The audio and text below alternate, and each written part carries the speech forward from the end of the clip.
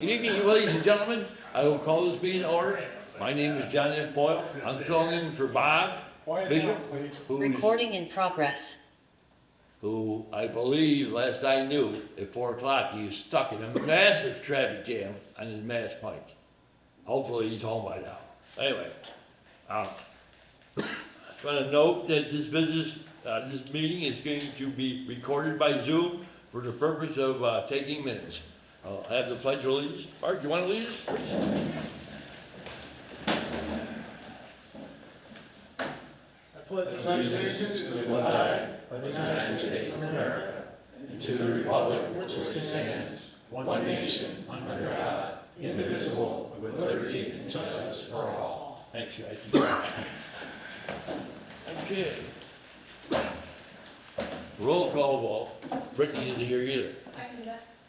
Lori? John, Here.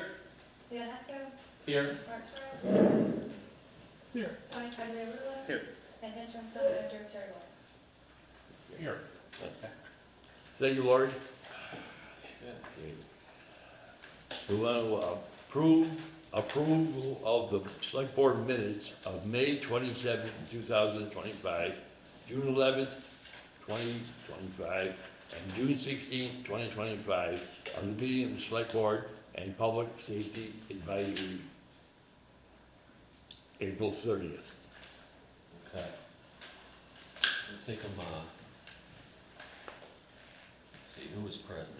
I think we were all present at all meetings. I might take this as one motion, Yeah, sure. considering that we were all present.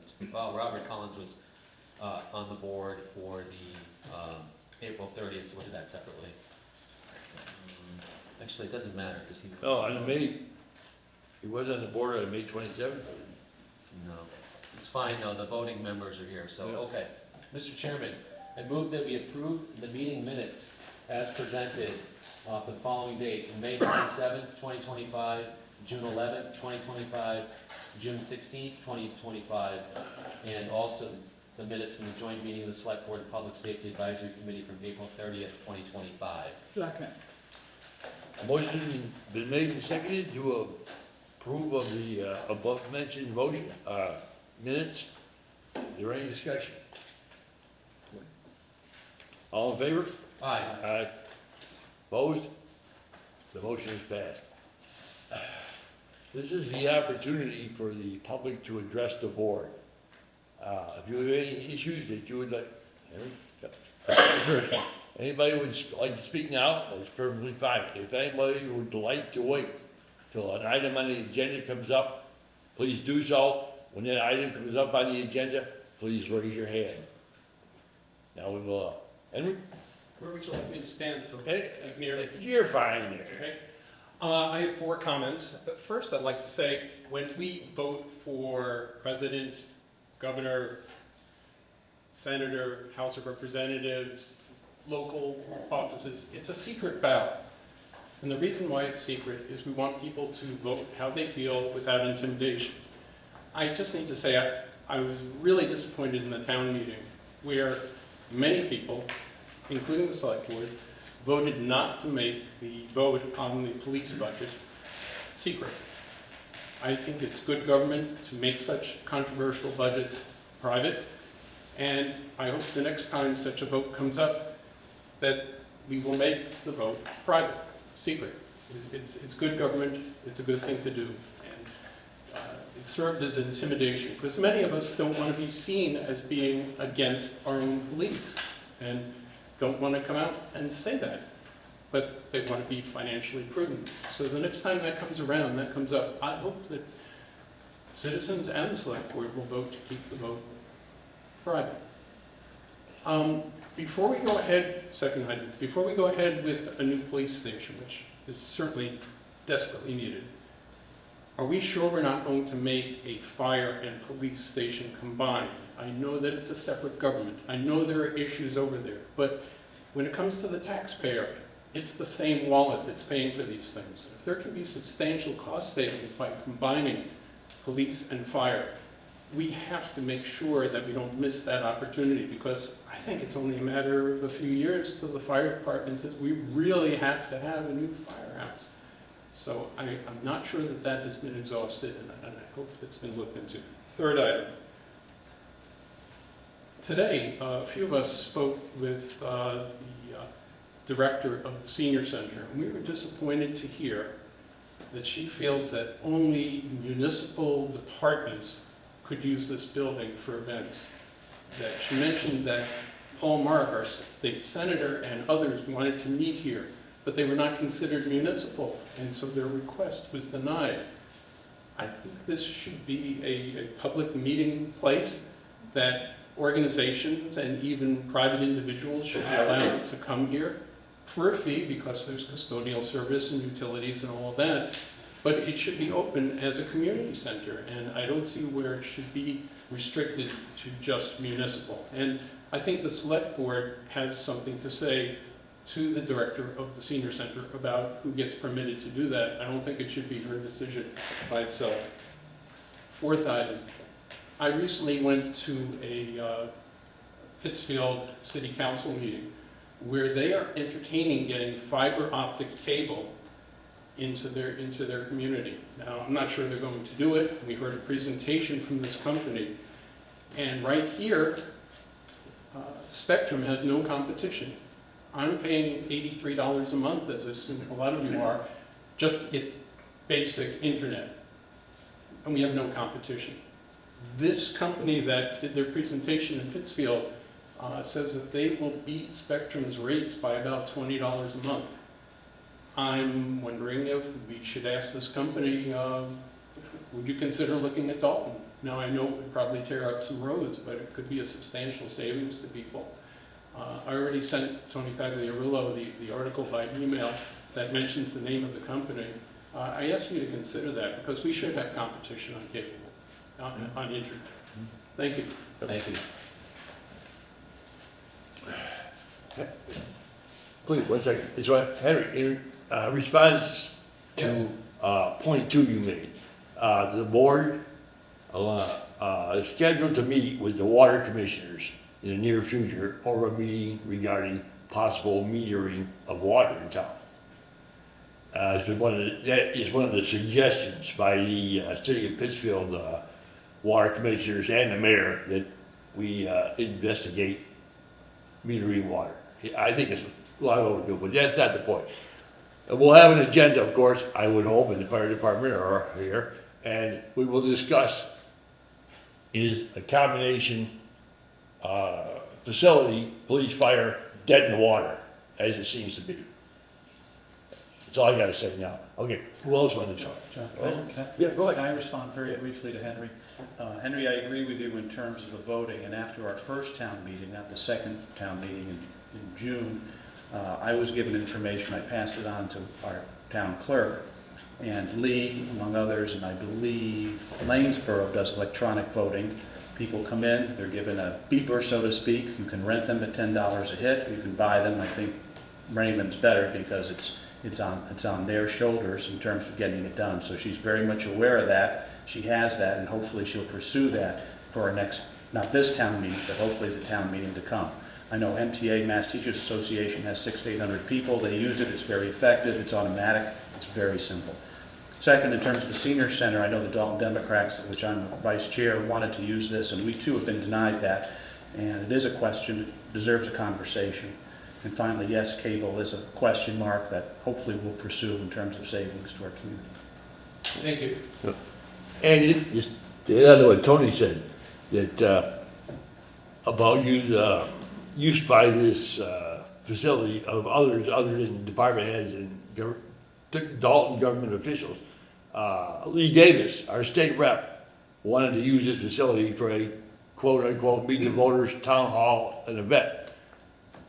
Well, you know where most of you were there, ended up being at the stationery. And I'm not going to go into details about that. I wasn't happy about it. If anybody should be allowed to use the town property, it should be our rep. So, anyway, I agree with you and Tony. Anyway, somebody else wanted to speak. Okay. Okay. You sure? Yep, go ahead, Bob. Okay. I want to talk about two things. This weekend, a code red went out for the public safety advisory, for the days of activity in the open house at the police station. I'm not sure that that is what the code red is supposed to be used for. That's supposed to be used for emergency public health and safety concerns.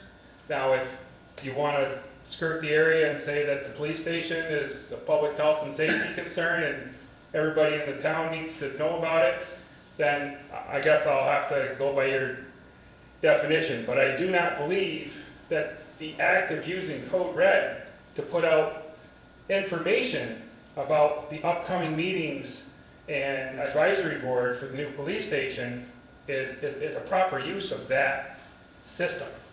I don't know if there's a cost for putting anything out or what, but I also believe that if we start using that system as part of an alert to letting the public know what's going on in town, that when people will fall deaf on it, when there's an Amber Alert, they'll be like, oh, it's just another ad, another meeting coming for the town. I just hate to see this happen again and again. I think it's very, maybe not well thought out, great idea to reach a large number of people, but I just don't believe that that's what a code red is designed for. The second thing is I know when I was on the select board that we started working on the new employee handbook, and one of the things that that was brought up before, and I just want to retouch on my opinion. I know some others is the working from home or the hybrid system. I don't feel that a hybrid system for our town hall is ethical or right for a number of reasons. One being that we're already a short week for the town's taxpayers to get to the town hall in 4 days out of the week instead of 5. Second of all, if a person wants to see somebody, a hybrid system is designed that somebody working from home can do their complete job. And there's a lot of people that go to town hall that have people employed there that are being paid by the taxpayer that want to see somebody physically behind the desk. And thirdly, I don't believe that a lot of the people in town hall can do their job efficiently or effectively without being in their office because of the computer system, the hookup to the state and secured lines and all of that. And I just don't feel that if I go to the town hall and I go to pay my taxes and I have a question on my taxes, I think that we need to see our tax collector and their assistant sitting there so they can answer questions. If they're from home, who's going to answer their phone? Is it going to be the next office next door? If I use you, Lori, if you're not in your chair and someone calls for the town administrator, who does your job? Now you're just passing the buck on to the next person that's in an office. And I just don't feel that that's fair to the people in town hall. And I hope that at least the select board and the town administrator, current or to be, will consider, at least making a very narrow scope of how and why someone should be able to work from home. Thank you. Good points, Bob, both of them, and I will ensure that they will be on the agenda for a future meeting. Mr. Boyle, since you allowed some back and forth on the last Yep. one, I will say that the last time the code red was used was for notification for the special town meeting. Okay. Ma'am? Lori Martinelli, I just Hi, want Lori. to make one addition about use of this room, which I agree with you. This building should be available to the Dalton Dens and other organizations. And one important point that was failed to be mentioned is this is the only ADA accessible building in town. So I think we should even get legal opinion on that the director is denying people access to the only building in town that is municipally owned that is, ADA compliant. Thank you. Yep. Lori, when Bob gets, at our next meeting, I guarantee this will be on the agenda for discussion. I think Bob is walking. Yeah. Yeah. All right? Well then, if someone walk in, take a slight pause. Just something to think about, we talked about using this building. We'd have to put some kind of restrictions, because I'm sure there's groups out there that you would not want to use this building. That's fine. You know, so we'd have to develop a plan. We can't just say it's open to everybody. Hey, If you open the building up, I don't think you can restrict it necessarily, then it's a freedom of speech issue, so I'm not sure. Once you open it, it's open. Somebody wants to use the space who has a differing opinion or worldview than you, I'm not sure there's much you can do about that if you've opened it to the public, That's my right? point, right? So that's a challenge, but, We went through this when we were talking about different flags that we would allow to be flown. you know, We had to put a restriction on it because there's certain flags we wouldn't want to be flown on. yeah. I'll just make a point on the remote work. I didn't know that that was part of the conversation for the employee handbook. I haven't even seen any of the work from that.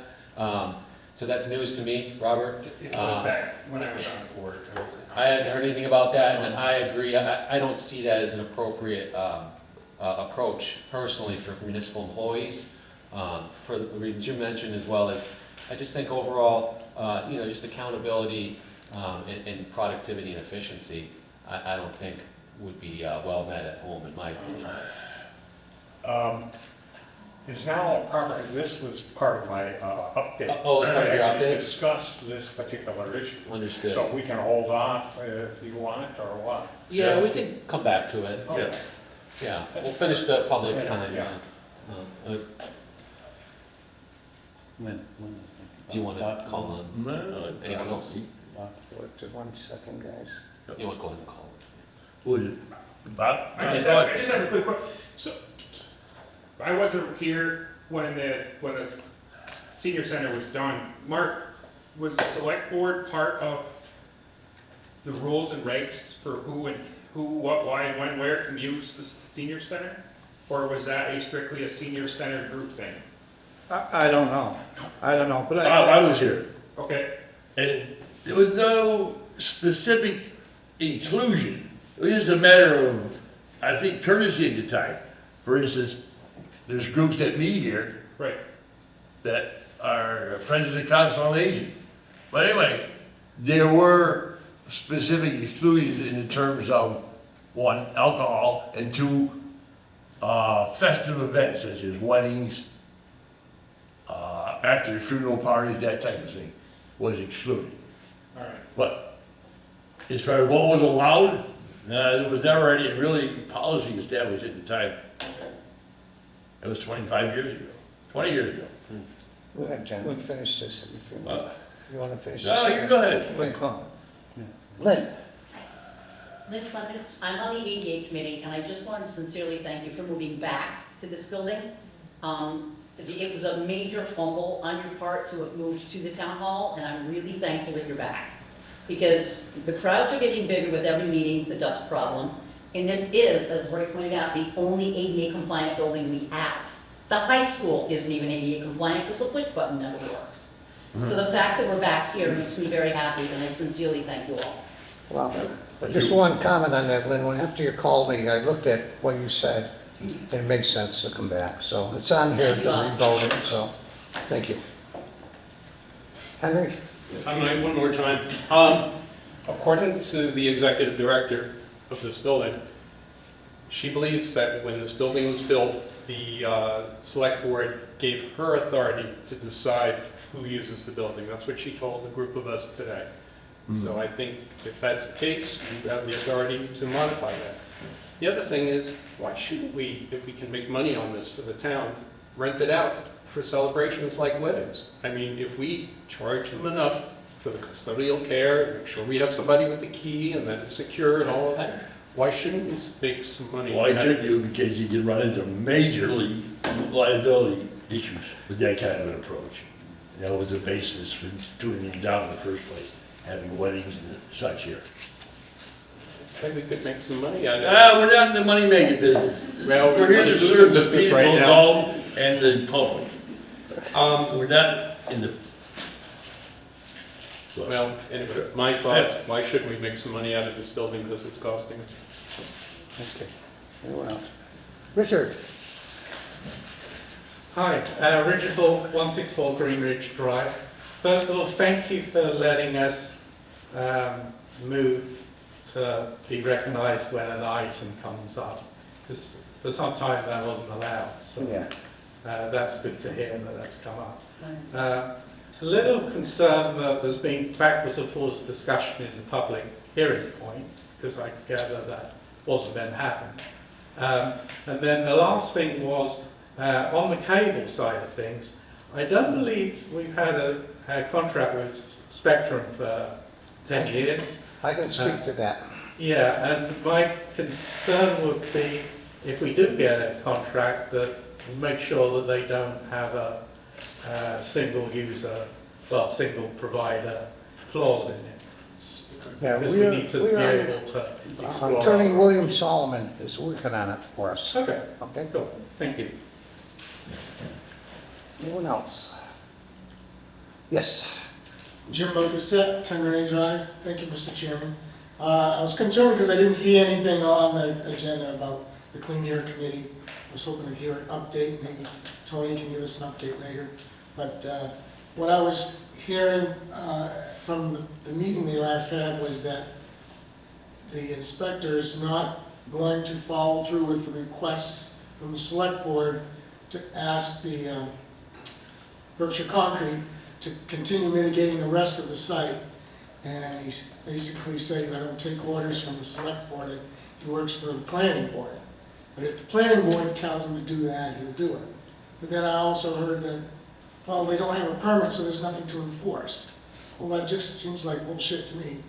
If there's no permit, then maybe there's a bylaw they violated and we can go after them legally with that. But I'm really getting frustrated because it still seems like we keep kicking the can down the road. We can put all the conditions on the permit that we want. But historically, Berkshire Concrete has just ignored those, and the town has been very lax in enforcing that. And that's what we don't want to see happen, is that lax enforcement and ignoring our conditions and letting the dust keep coming into our neighborhood. Thank you. Okay, thank you. Anyone else? Mr. Chairman, can we take number 10 out of order? The consideration of the late request for vocational education. Is anybody in agreement with that? Yep. Sure.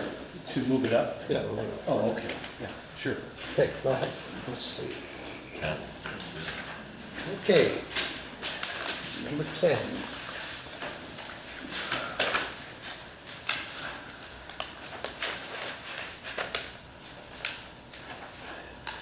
Henry, you want to speak to this?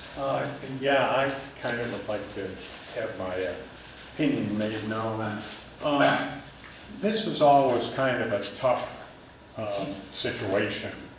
You know, we have rules, we have application dates that are, you know, should be enforced, in my opinion. This application is very late, but it's, to be said, it's a vote of the select board to make the decision whether to accept this student, which of course has an inherent cost. And we just have to be very careful about this. And I know that, you know, the voc ed budget is one of the ones that we're focused on, because I can speak to this because I spoke to the student. They had applied in the proper amount of time. The spot just opened up at Smith Technical School. It just opened up a month ago. So that's why it's late. It has nothing to do with their application.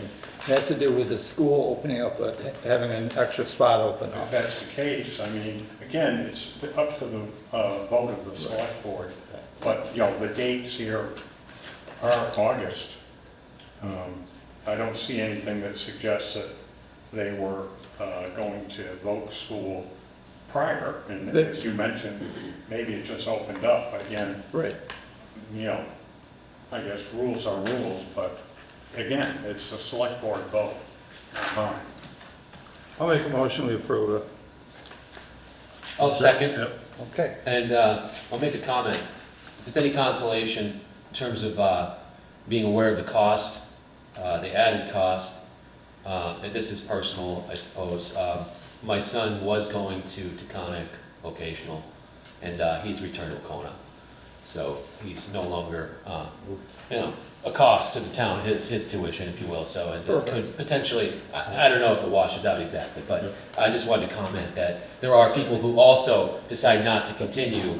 There's students who do that, so it's not as if this is always an add to the budget necessarily. So, and I know we'll revote the final number at the special town meeting. Yeah, well, there's so. going to be definitely some reductions, but Reductions, yeah, hopefully, right? it may not be. So, I'll just mention that. I understand the students' moms here.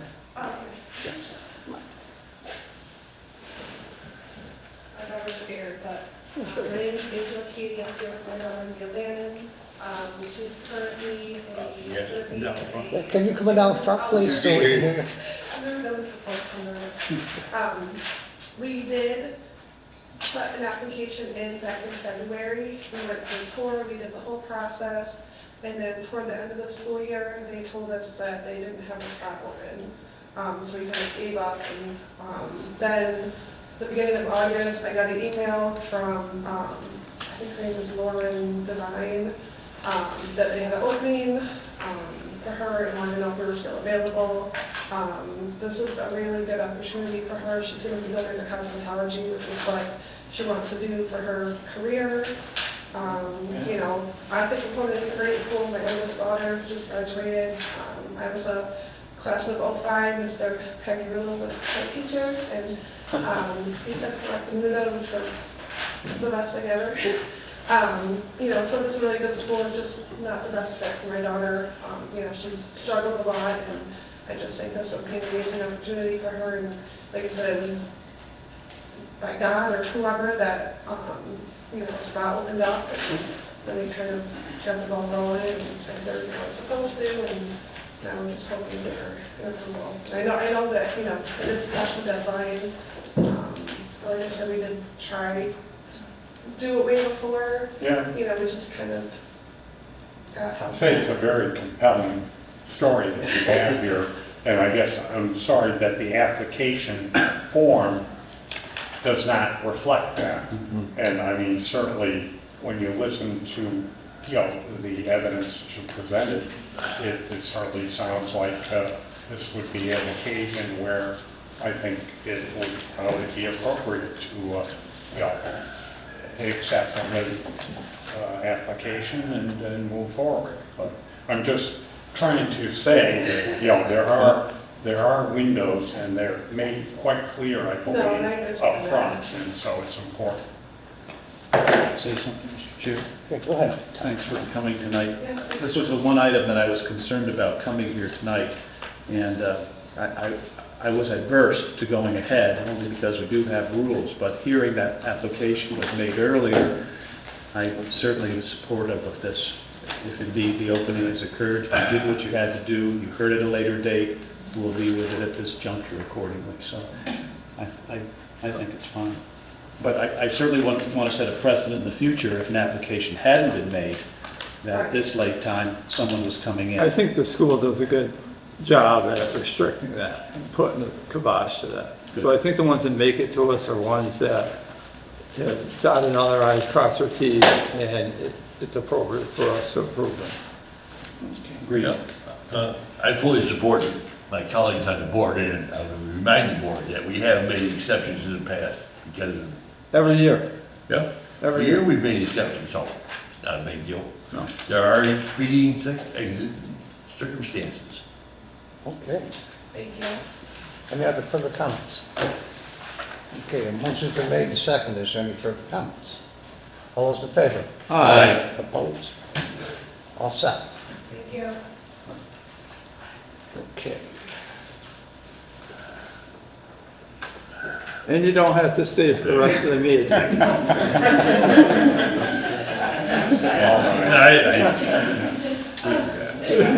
Okay, so we're on number 6. I emailed the lady who was Smith earlier, and I know it still has to go in front of the superintendent.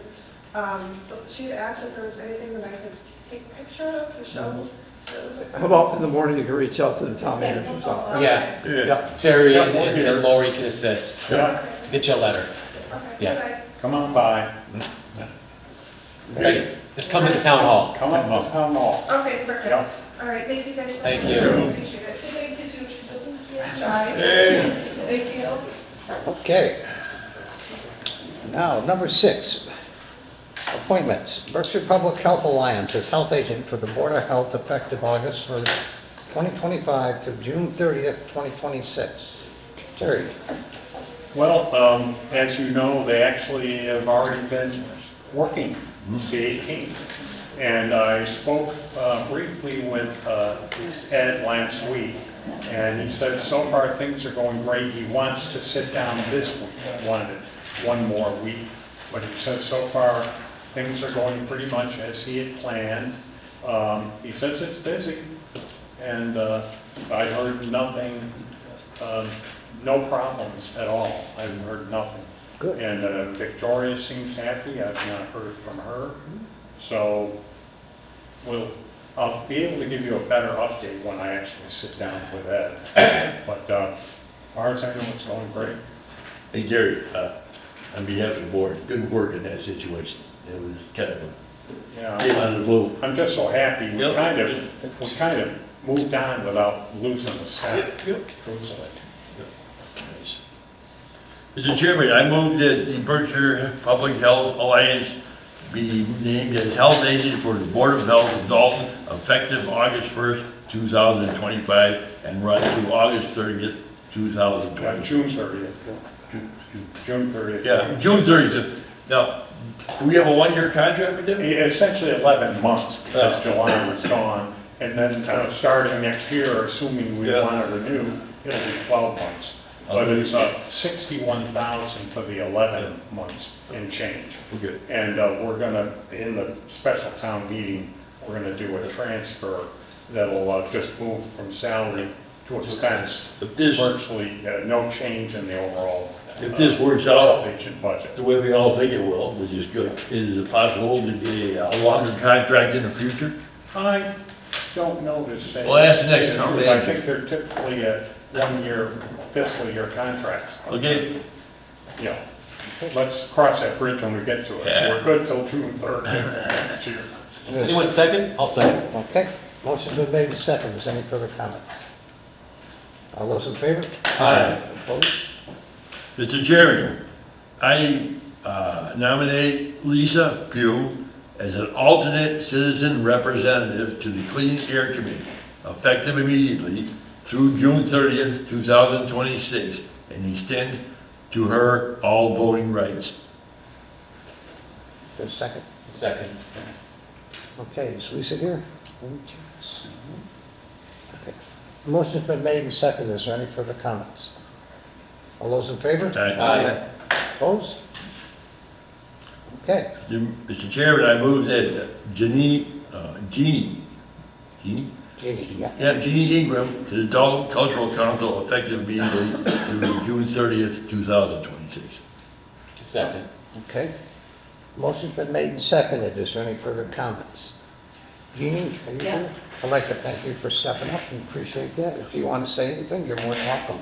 No, I'm just looking forward to working closely with Lori and trying to find at least 4 others to join us by the middle of October in order to make it a go. So we've already been in conversation, and we're having a couple of information sessions tomorrow night here at 6, and then we're going to do a Zoom info session on Thursday morning at 9 to see if we can get some other folks to join too. So if anyone's interested in the Cultural Council and in joining me and Lori, that would be great. Thank you. Excellent.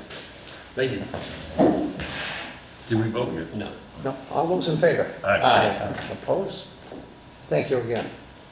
Mr. Chairman, I move that Glenn Reinhold be nominated to the Emergency Management Advisory Council, CBRSD representative, effective immediately through June 30th, 2026. Second. Okay, motion's been made and seconded. Is there any further discussion? I'll let you know, he replaces Jason Dion, who left the employ of the regional school district.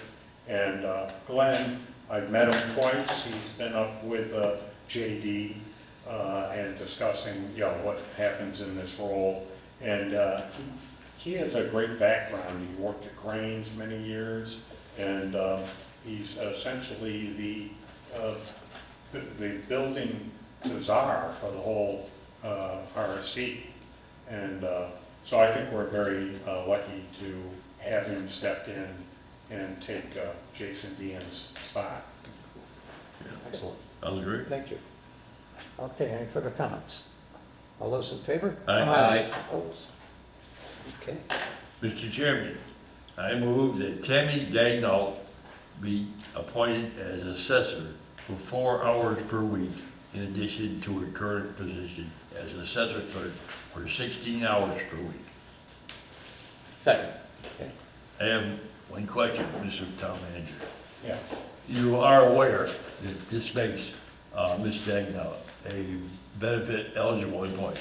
Yes. Okay. Yes, and, but another thing to point out is that she did pass the DOR Assessors 101 course, which is required to actually become an assessor underneath the eyes of the Department of Revenue. So she's cleared. I had her certification paper in front of me. Maybe it's in here.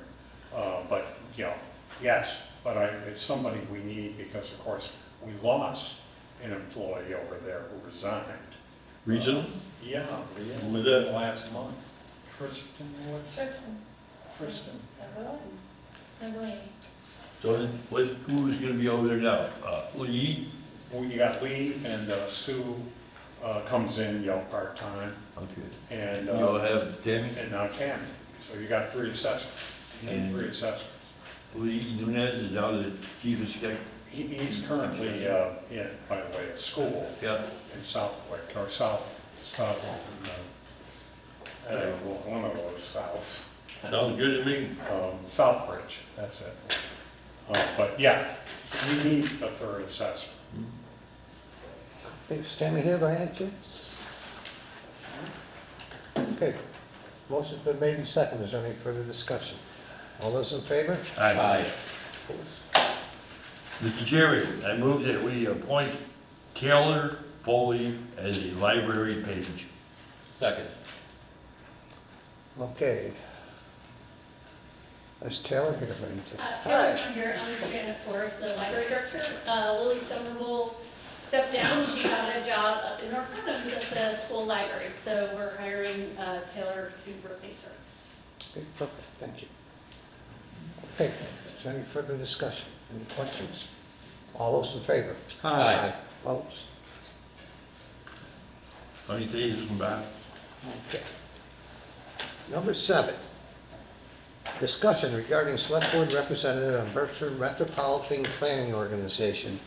Mr. Boyle's stepping down from that position, and I was wondering if somebody else would love to fill that position. I'm going to give a Okay. overview of what this Sure. is. Well, Yeah. you're already familiar with it. The MPO is a branch of the Berkshire Regional Planning Commission. It is responsible for the distribution of all federal funds and state funds that are utilized for new roads, road repairs, buses, and acquisition of buses, and trains. Now, how the MPO is structured, there are 10 members. And I might point out that this is an extraordinarily important job because this group handles not billions, but millions of dollars for the federal government. Of course, that could change any day, and maybe it already has, I don't know. But the way it's structured is there's a representative from the governor's office, from the Berkshire Regional Planning Commission, the BRTA, the mayor of the mayor of North Adams, the mayor of Pittsfield. They're all appointed as a representative of their position. Then there are 4 elected members of the board. These members represent the 4 quarters of Berkshire County. In other words, there's a North District, North Central District, that's us, Dalton.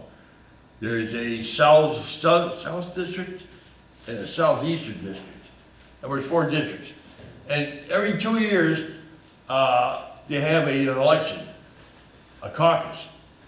There's 7 towns in our district, I forgot that. And anybody in the 7 towns that's a selectman is eligible to run for a vacant position or an incumbent position. And they have a caucus, and you go there, bring your supporters, have somebody nominate you, and win the election and be sworn in as a member of the MPO. Now, the person that holds the position now is stepping down. So which is me. So it's not like it's Dalton's position, just that I've held it from Dalton. Anybody can get it. Hinsdale, the towns in the district. Hinsdale, Peru, Windsor, Cheshire, Lanesboro, and Dalton, and what's the one of them? Hancock. Hancock, that's it. So, if anybody is interested in this, particularly the selectmen, which it has to be the selectmen, they can consult me privately from Dalton, and I can help you out in the best way to go to a caucus and get elected. Okay. You can go there. So, and it's September 8th, which is in the announcement, Bob. Okay. This caucus, and it's in the, it's going to be held in the Town hall. yeah, at the Callahan Room in Town Hall at 5 p.m. September, I think it's a Friday, right? I am gonna, Monday. Mr. Strout, Monday? Mr. Strout is gonna step up and I'll have him talk to you about it. Yeah. Is that okay with everybody on the board? Do we have to formally nominate him or? Somebody has to nominate him here. Okay. I make a motion to appoint Mark Strout. Second. No, a motion to submit Mark's name for consideration. Yeah. Second. Okay. Any discussion? All those in favor? Aye.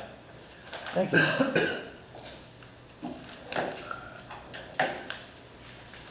Okay, number 8, this is a really nice thing. Berkshire Harm Reduction, Berkshire Health Systems, installation of public access in-lock box at the Pine Grove Park. Thank you. Before you start, I just want to tell you, I got a note from the chief saying she fully supports this. That's great, thank you. And she's been instrumental in securing funding for opioid overdose reversal medication, so we appreciate that as well. So my name is Sarah DeJesus. I'm the program director for Berkshire Harm Reduction, which is a program of Berkshire Health Systems. We work with people who are struggling with substance use and trying to reduce and mitigate the harms associated with substance use. One of those being trying to reduce and eliminate fatal opioid overdoses. And so an initiative that we started probably 2 years ago at this point was to make Narcan or naloxone, which is the pharmaceutical medication that reverses an opioid overdose, accessible to the general public. Massachusetts has a standing order for naloxone, so anybody can carry it, administer it. It's super easy to use. It's just a nasal spray like Flonase or something simple like that.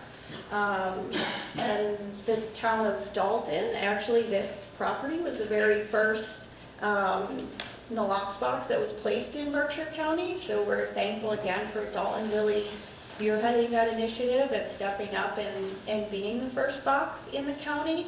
And since that time, we've installed now 113 nalox boxes throughout Berkshire County, which, you know, the data has shown in the last couple of years that overdoses continue to decrease in our county. Part of that, due in part to the accessibility of Narcan. So we had a request to install an additional box in the town of Dalton. There's no cost to the town. We install the box, maintain the box, restock the box, collect and report the data to Department of Public Health, who is our funder as far as utilization of the box. And we provide overdose response education throughout the community to anybody interested in that. And so every city or town kind of has a different process for approval of installation, and so we're just here to talk about the potential for a second box in Dalton. I'm Dean, 149 Park Ave. I keep the Knox boxes restocked throughout the county. We hear a lot of time people say, what do we need that for? We don't need that, we don't have that here. I was at a public event Thursday, and we needed to take Narcan from a Knox box that was nearby in order to reverse an overdose. So it's out there whether we like it or not, and these boxes and having the Narcan easily and readily accessible, this is really all it is. It's a nasal mist. This spray can save somebody's life, so we're just asking if we can put up another one. Did the boxes ever get vandalized? Very seldom, you know, every once in a while. The thing is, this is not much fun. Like for a kid, you take this out, you spray it, and that's it.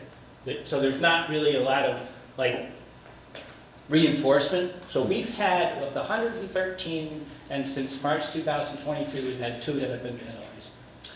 Yeah, I mean, I'm in support overall. I mean, you see all the locations you have them at, but I noticed there's no other parks, any other town. As far as I can tell, maybe you could clarify. Yeah, Zion And I think Lutheran maybe- Church is right on the Commons in Pittsfield. Yeah. We do have an indoor one at the Adams Senior Center.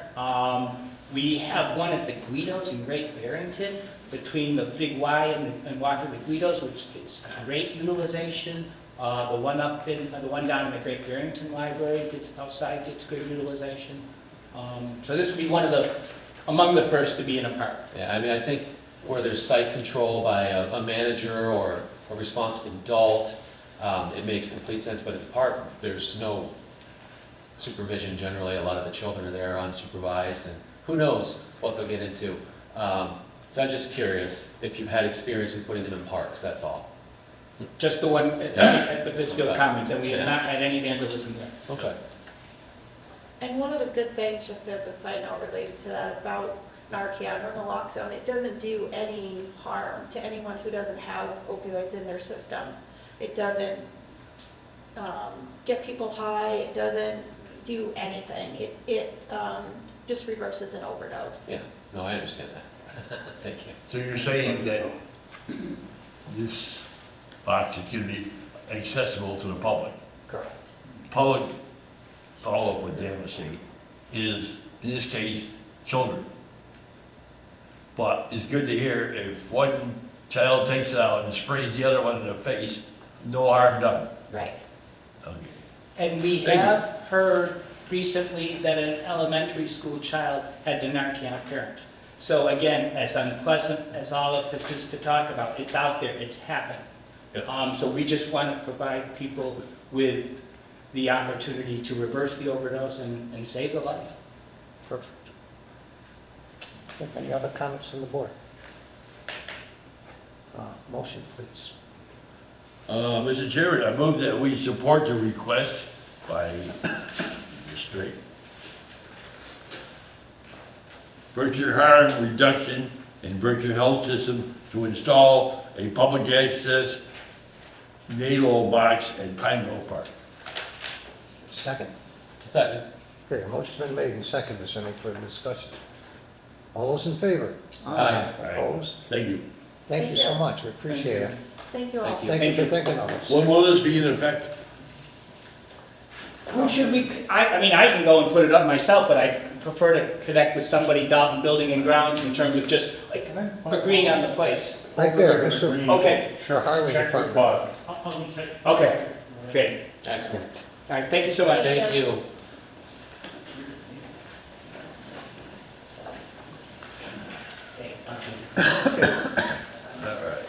Tom, you're up. Stormwater Management Commission presentation.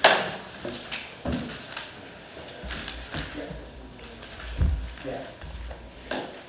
Okay, good.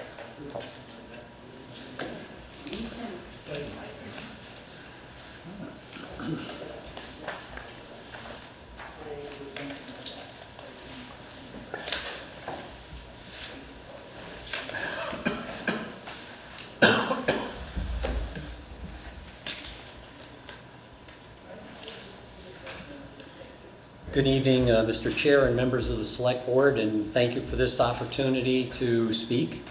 I would like to begin with a brief overview of how MS4 permit came about.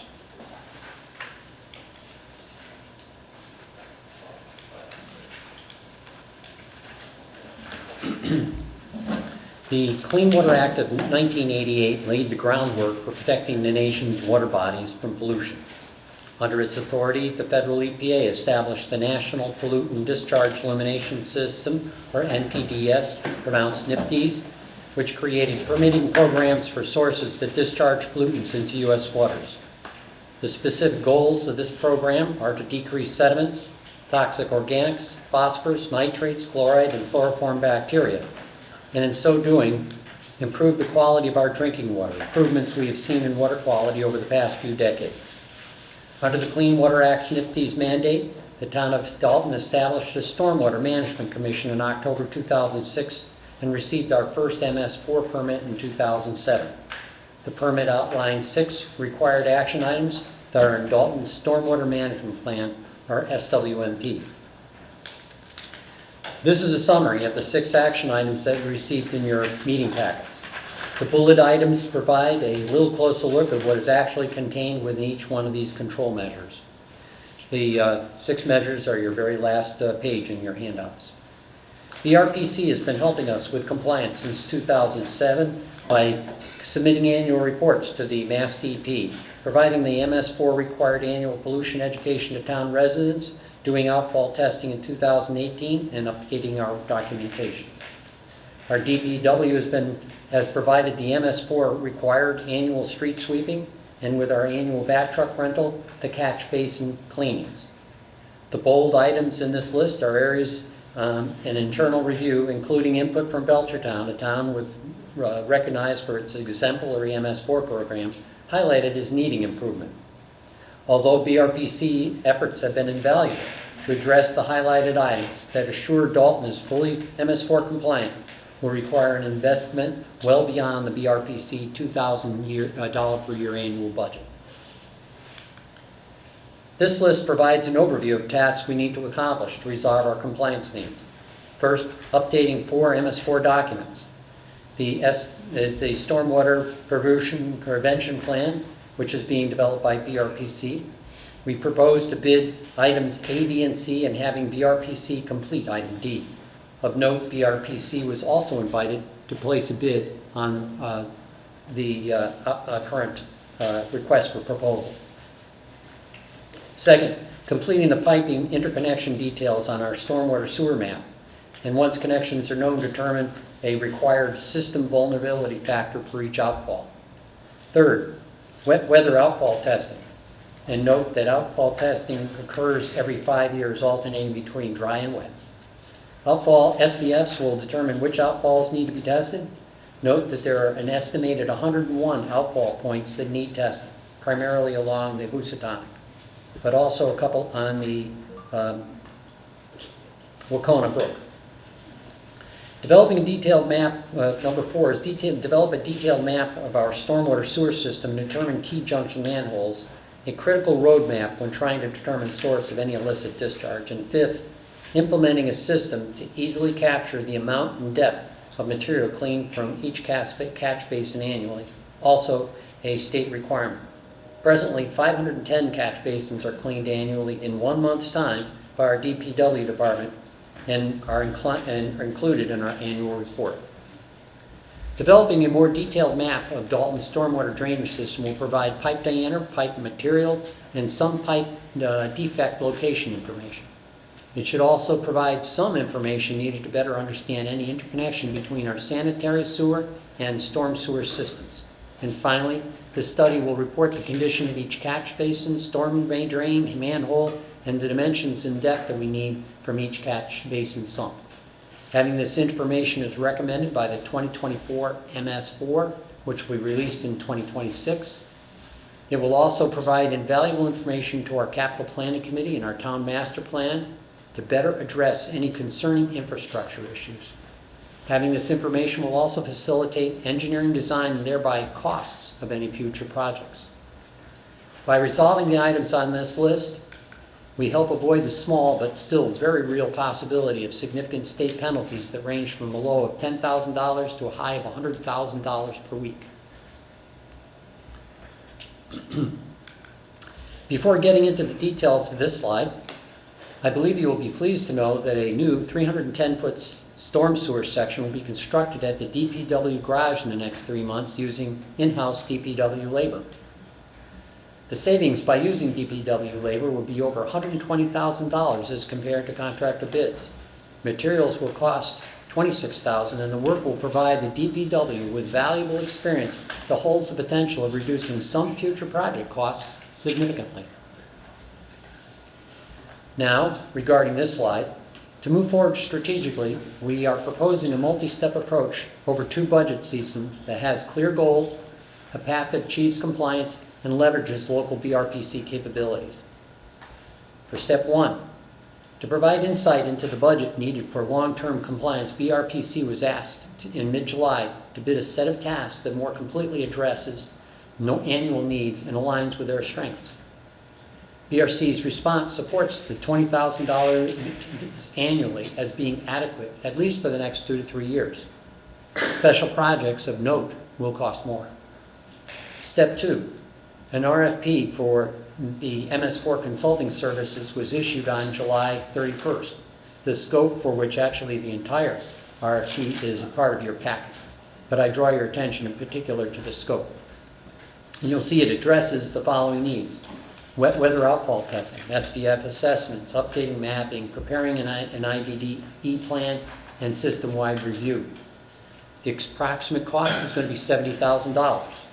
With funding, we suggest that it come from either the capital or sewer stabilization fund.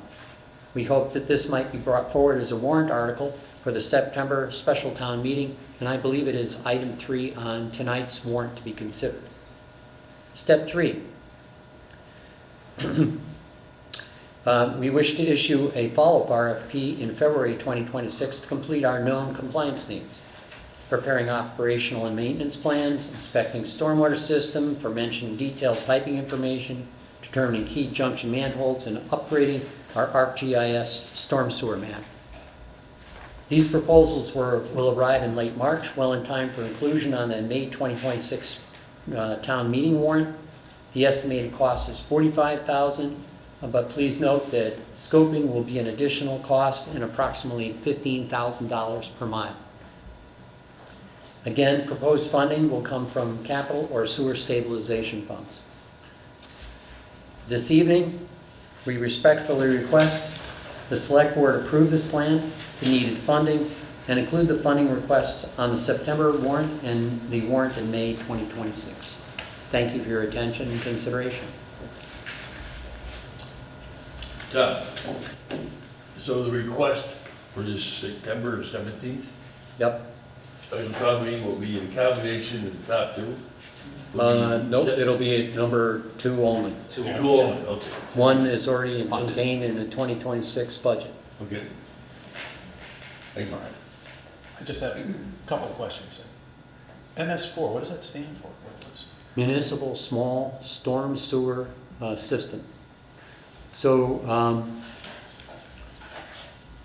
that's what this is. Where if you look at the map on the screen, what it is an extension of Pittsfield. Because of our proximity to Pittsfield, we are included along with Lennox, a portion of Lanesboro, and a little chunk of Hinsdale in the MS4 system. So I want to get back to something you said, that this could cost us in the long run, and I understand. I have a lot of questions. $10,000 to $70,000 a week? $10,000 to $100,000 per week, yes. And what does that mean? If we don't comply and they come out and inspect and they are concerned about it, they don't feel we're doing enough, they have within the law the ability to charge us those kinds of fees. I'd imagine it's going to be more like $10,000 a week. Who's they? The Mass DEP. Mass DEP. Is this related to the upgrade to the storms effluent system and sewer system in Pittsfield? No. It's not? Totally unrelated. Unrelated, okay. So let me ask another question. Would this address Walker Brook, that whole notion of Walker Brook being scoped and... In the phase 2, which would be springtime, I think that adding an additional 15,000 to the 45,000 so that we could scope Walker Brook from the intersection of First Street and Field Street all the way to the river would be a great idea. And I think that there may be a couple other sections that may need it as well. And I think that for somewhere between 15 and 30,000, we could get the high probability areas that there may be an issue scoped and nailed down. So how much do we have in stabilization for sewer? I think that number is somewhere in the $500,000 range.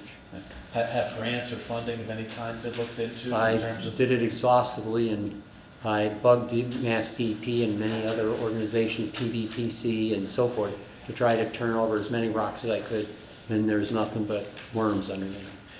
And another one, I know the notion, John had alluded to this earlier in terms of sewer bills, and Terry had mentioned it at the select board meeting. We're going to be facing significant sewer bills in terms of the unrelated matter with Pittsfield water treatment that we have to pay up for.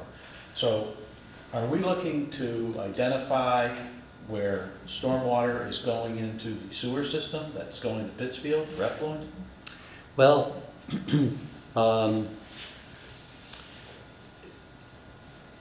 to do that comprehensively would cost about $360,000. I'm just saying that this. No, I understand. Where I'm going with this, we're going to do a subset, so I'm not going to be able to identify them all. I think the smart thing is to sit down, the committee will sit down once it's approved and try to discern as best we can where the highest probability areas are for the leakage. And then based on that, figure out the mileage, get back to you guys, report on it, and then get your approval for whatever monies is necessary to scope those areas. I asked that because, if I'm correct, when Terry mentioned to us with these rising sewer bills, we're going to be penalized if we have too much effluent. And that too much effluent could very well be storm water. Understood. Okay. It's a contributor.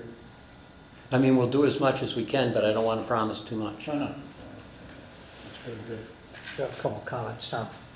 Walker Brook was already scoped, I do believe. Tom Hutchison had that done. They had trouble getting the cameras down because there's a lot of debris in there.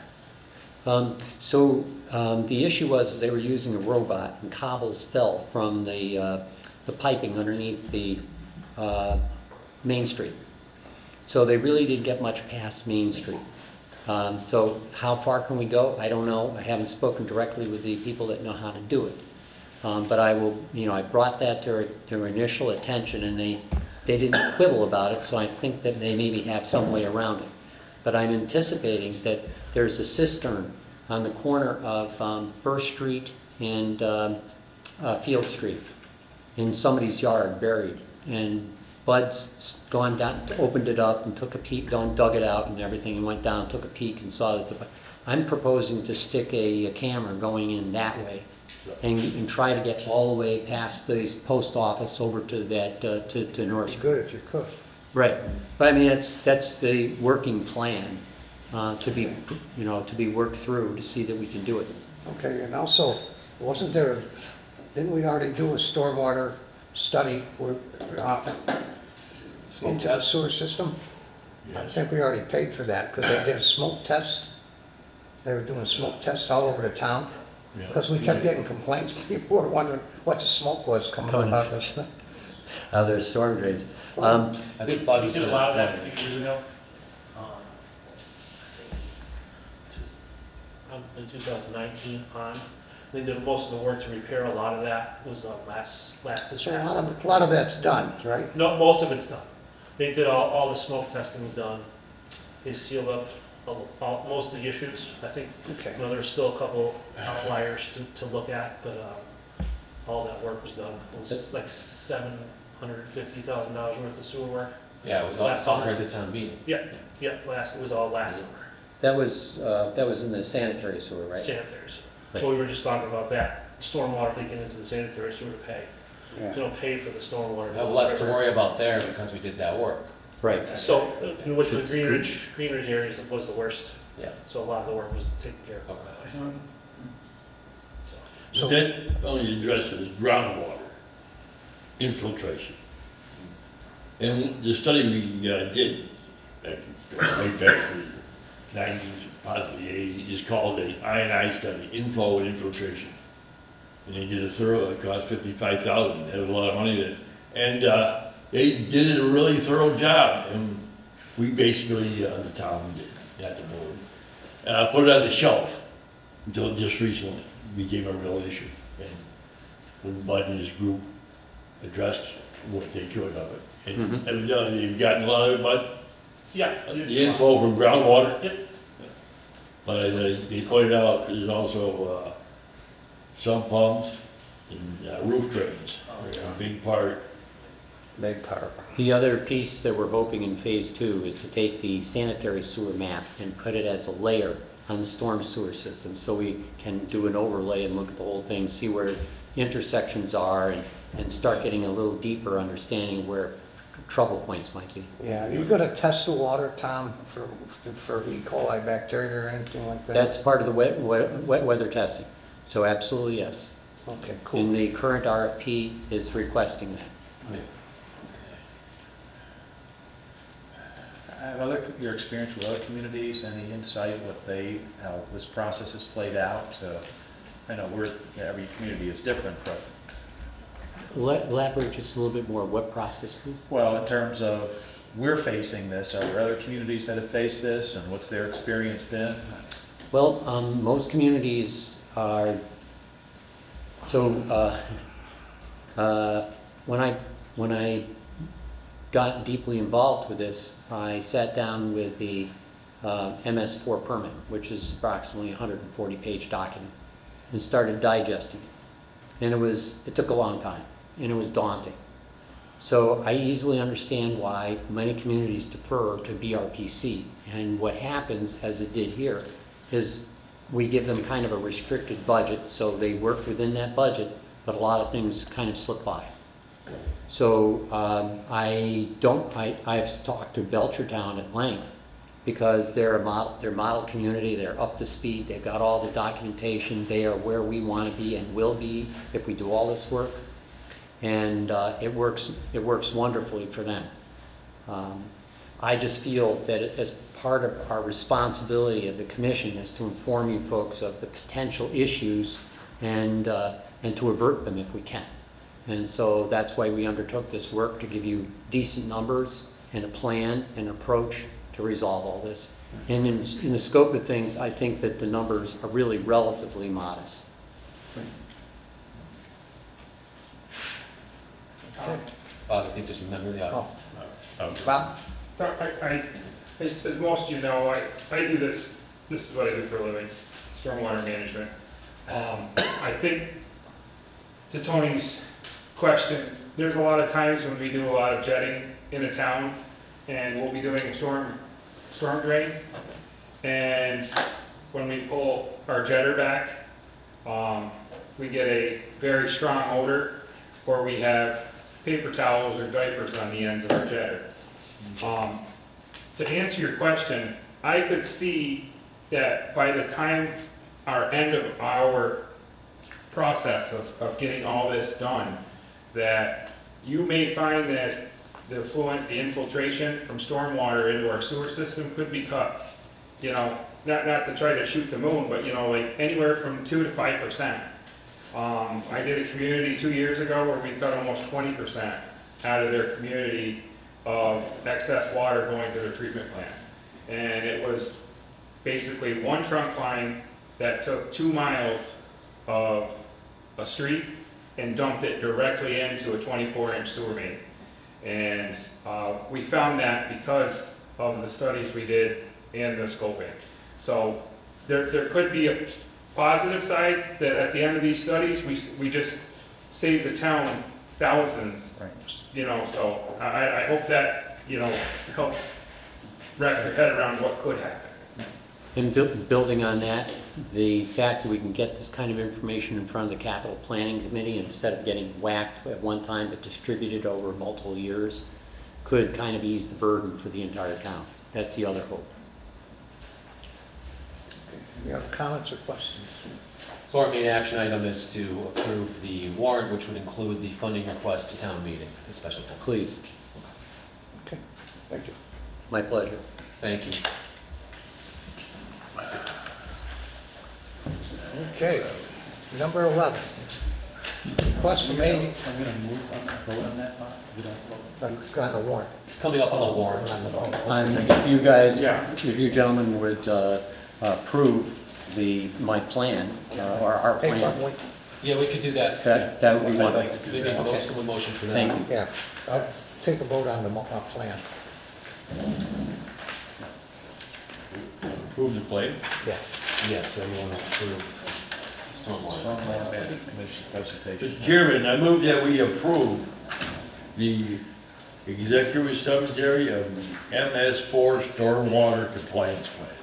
Second. Okay, motion been made second. Is there any further discussion? All those in favor? Aye. Opposed? Okay, so moved. Bud, before you leave, I just want to tell you, thank you for all the work you're doing in the cemetery up there on Main Street. I've had all kinds of calls, people, they're commenting, what a great job you guys are doing. And could you just tell everybody what you sent me in that email? Probably, I'd say 8 years ago or so, we had someone come teach us a class on repairing old gravestones and putting it back up right. And using the right products to do it and such.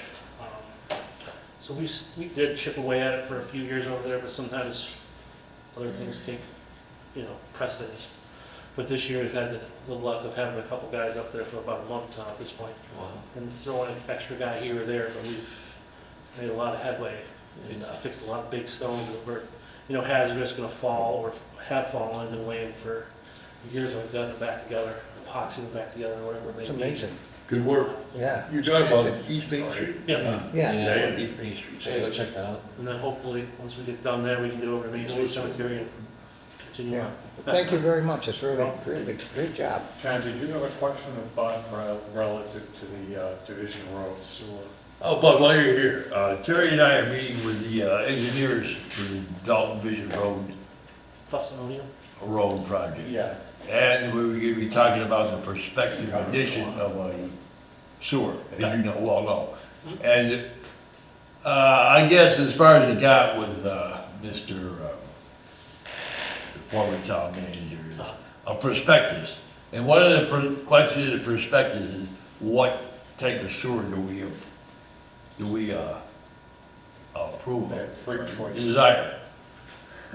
You remember the three options? Yeah, there was, But I think the only one that's feasible is the gravity flow, but we want your expert opinion.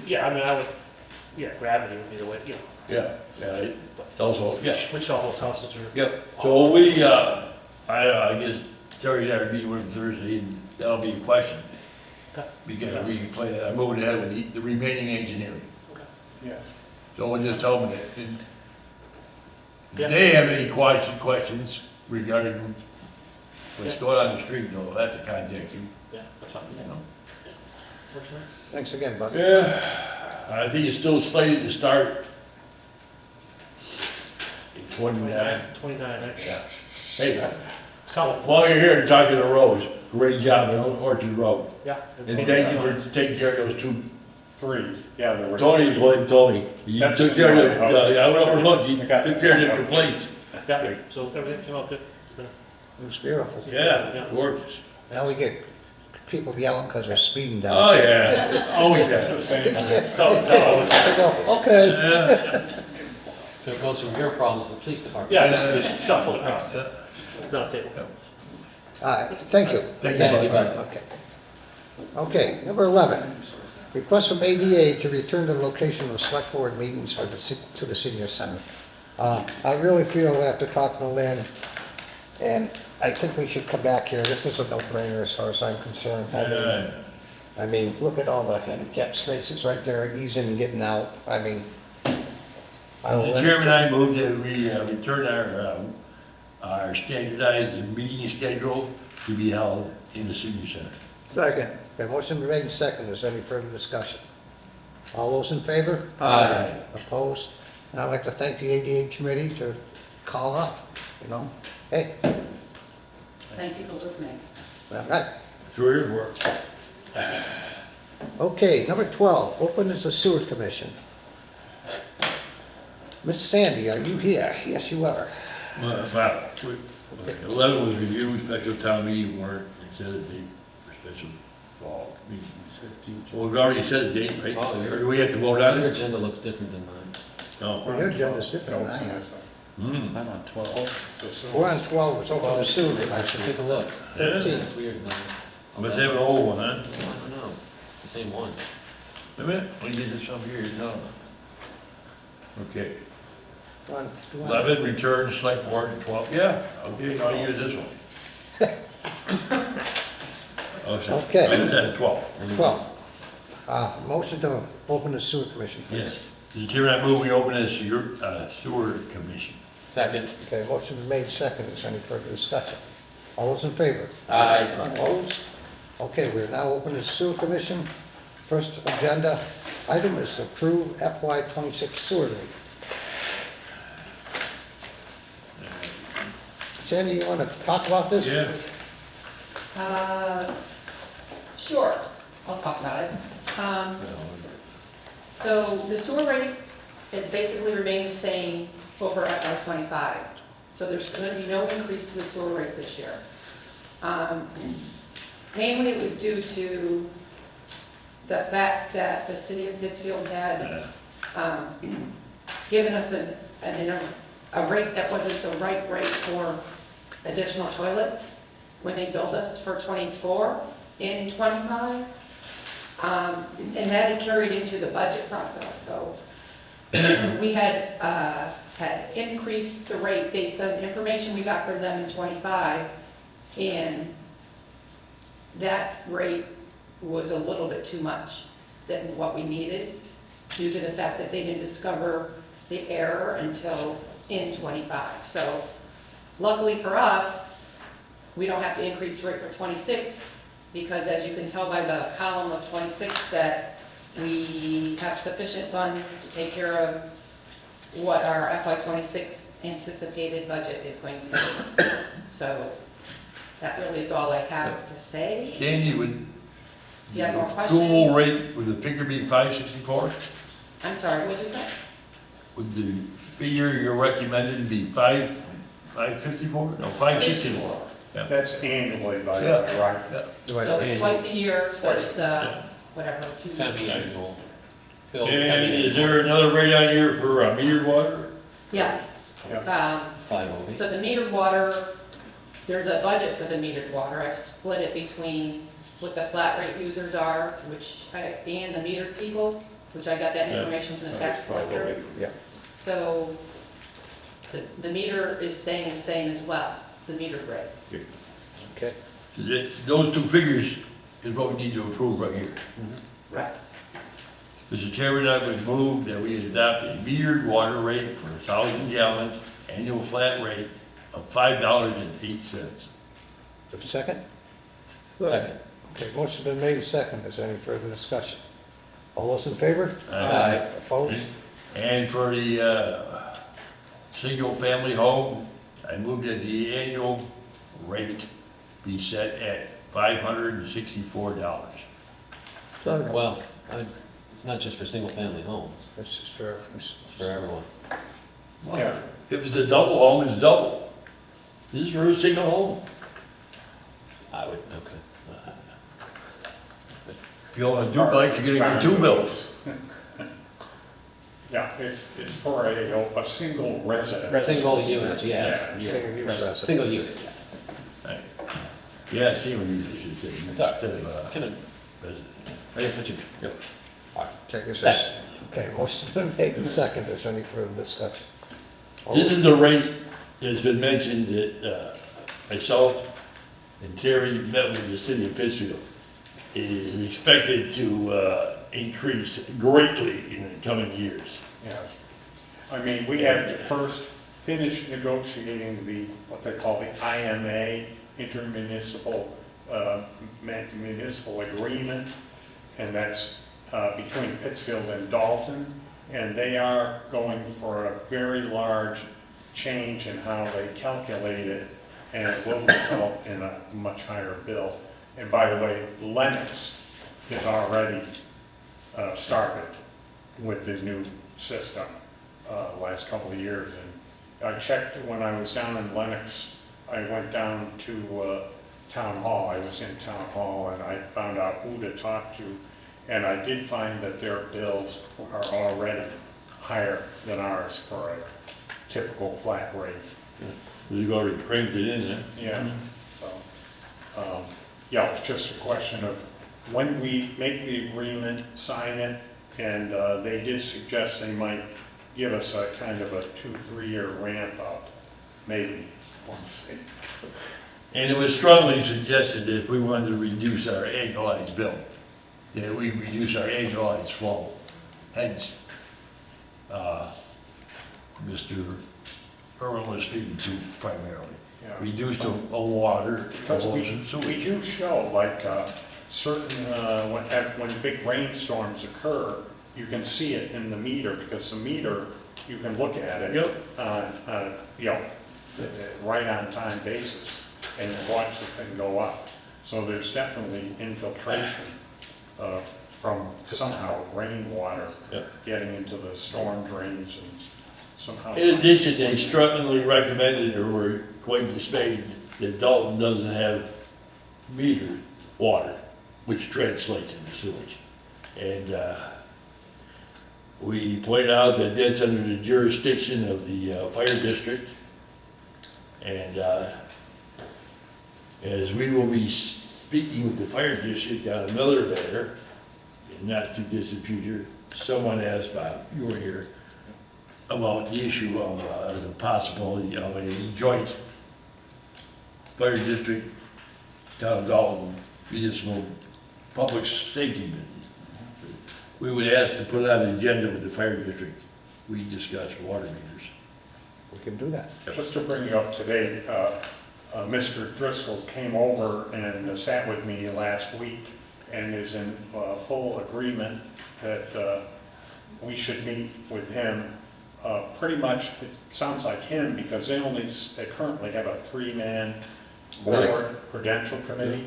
They're going to be expanding to 5, but not yet. And so 2 makes a quorum, so it'll be probably just Jim Driscoll and 2 of you gentlemen and myself to sit down. He says he's available most of the time.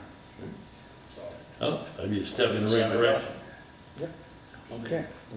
All right. We will summon We you need to when vote you're on ready. this. We didn't vote on the motion. Okay, vote on the motion, please. Motion has been seconded. I second. Okay. Motion been made and seconded. Is there any further discussion? All those in favor? Aye. Opposed? Aye. Thank you, Sandy, for your excellent work once again. Did we vote on both of them? Yeah, No, you on both. we on both. Okay. Motion to close the sewer commission, please. Mr. Chairman, I move that we close the sewer commission. Second. Okay, motion been made second. Is there any further comments? All those in favor? Aye. Opposed? Okay. Number pass 13. one of them down to the members. Thank you. Go down, pass it around.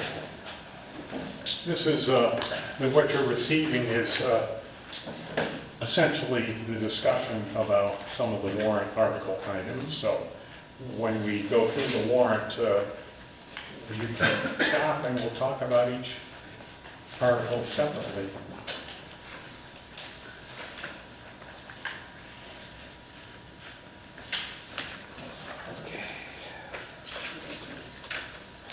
Okay, Chair, you want to take us through?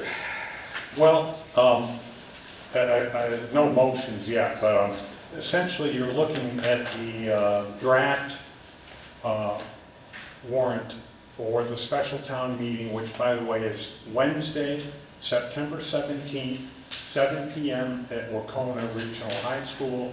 And by the way, I've received word that they've scheduled us there, so we're good to go. Good. They're expecting us that night. So we have 5 articles, and Article 1 is actually one that pretty much I can't say much about. It's posted by Central Berkshire Regional School District, and they're still trying to get the regional agreement amended.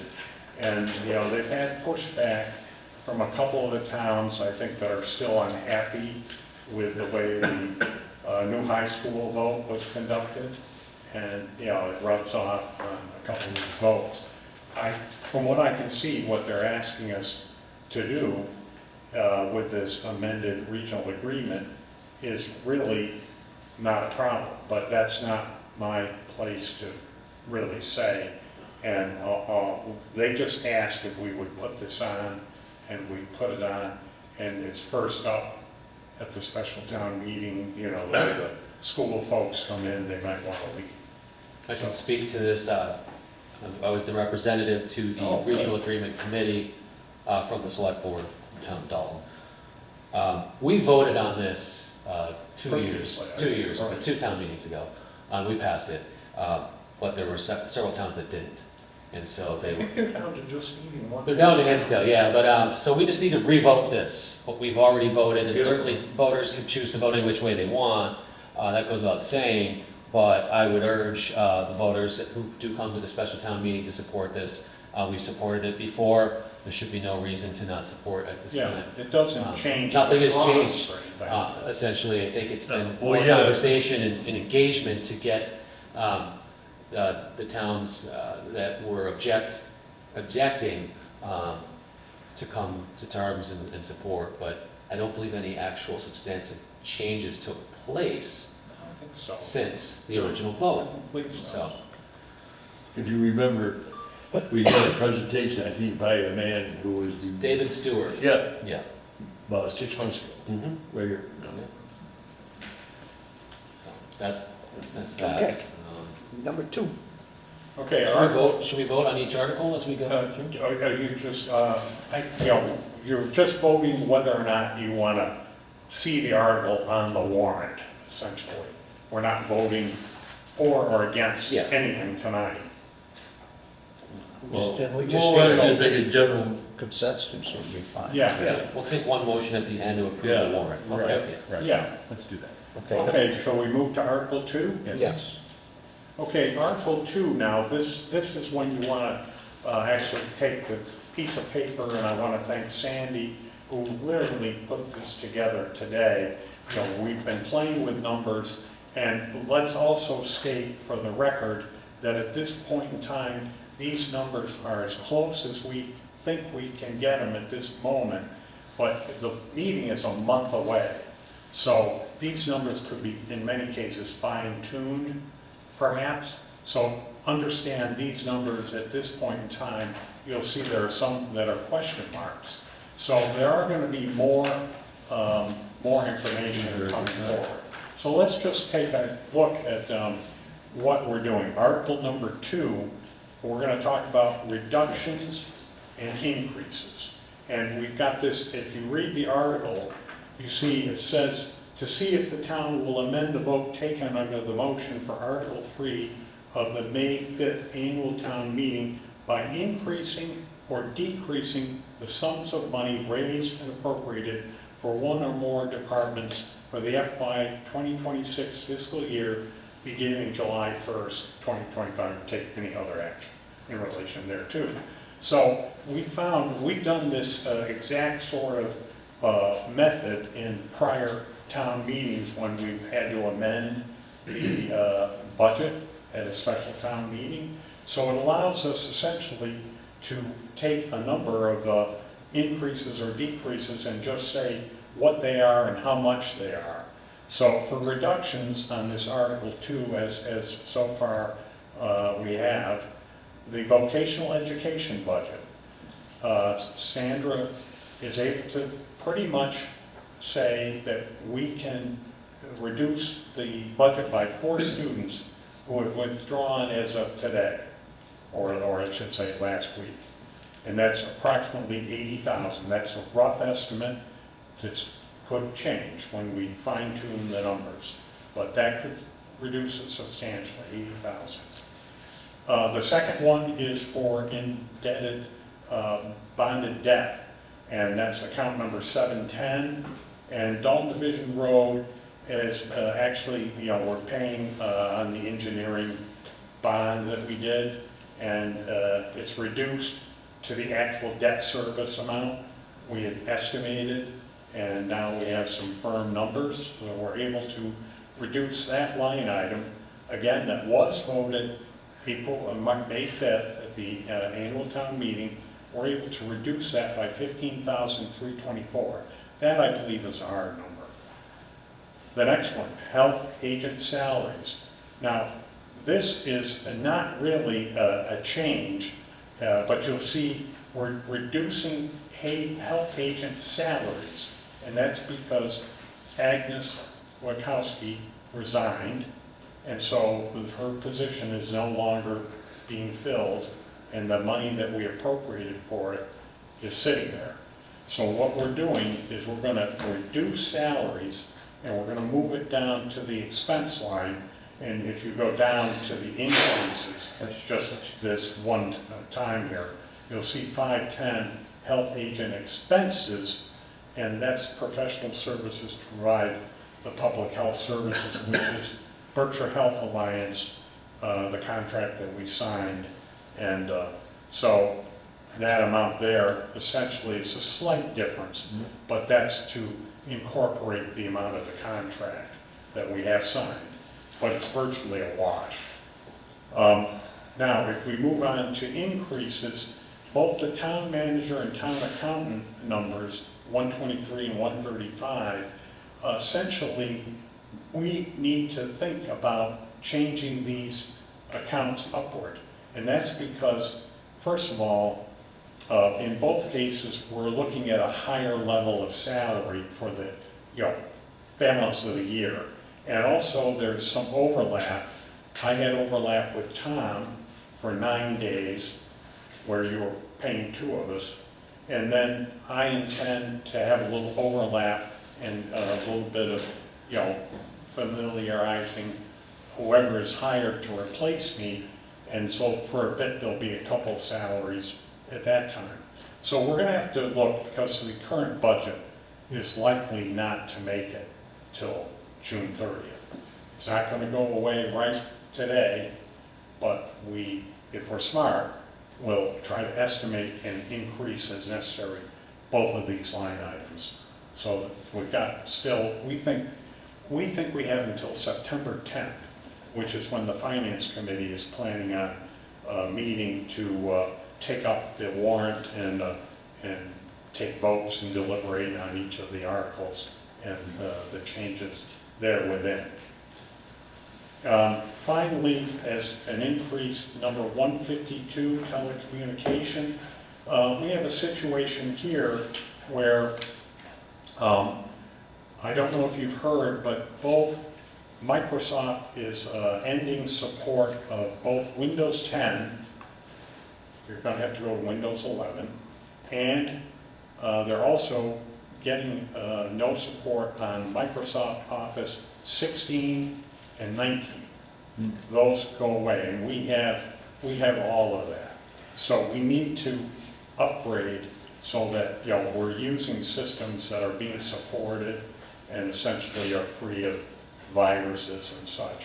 So we've spent some time speaking with, they're called Revolution now, they're our Renatus friends. And basically, they have given us an estimate. There's 2 things we're going to be looking at. Transition to the subscription, which I don't know if anyone out there has Microsoft 365, that's what they call it. It's totally subscription-based now. In the old days, we used to buy the program, and you kind of owned it till maybe, again, they didn't support it. But now, you have to pay basically a monthly charge.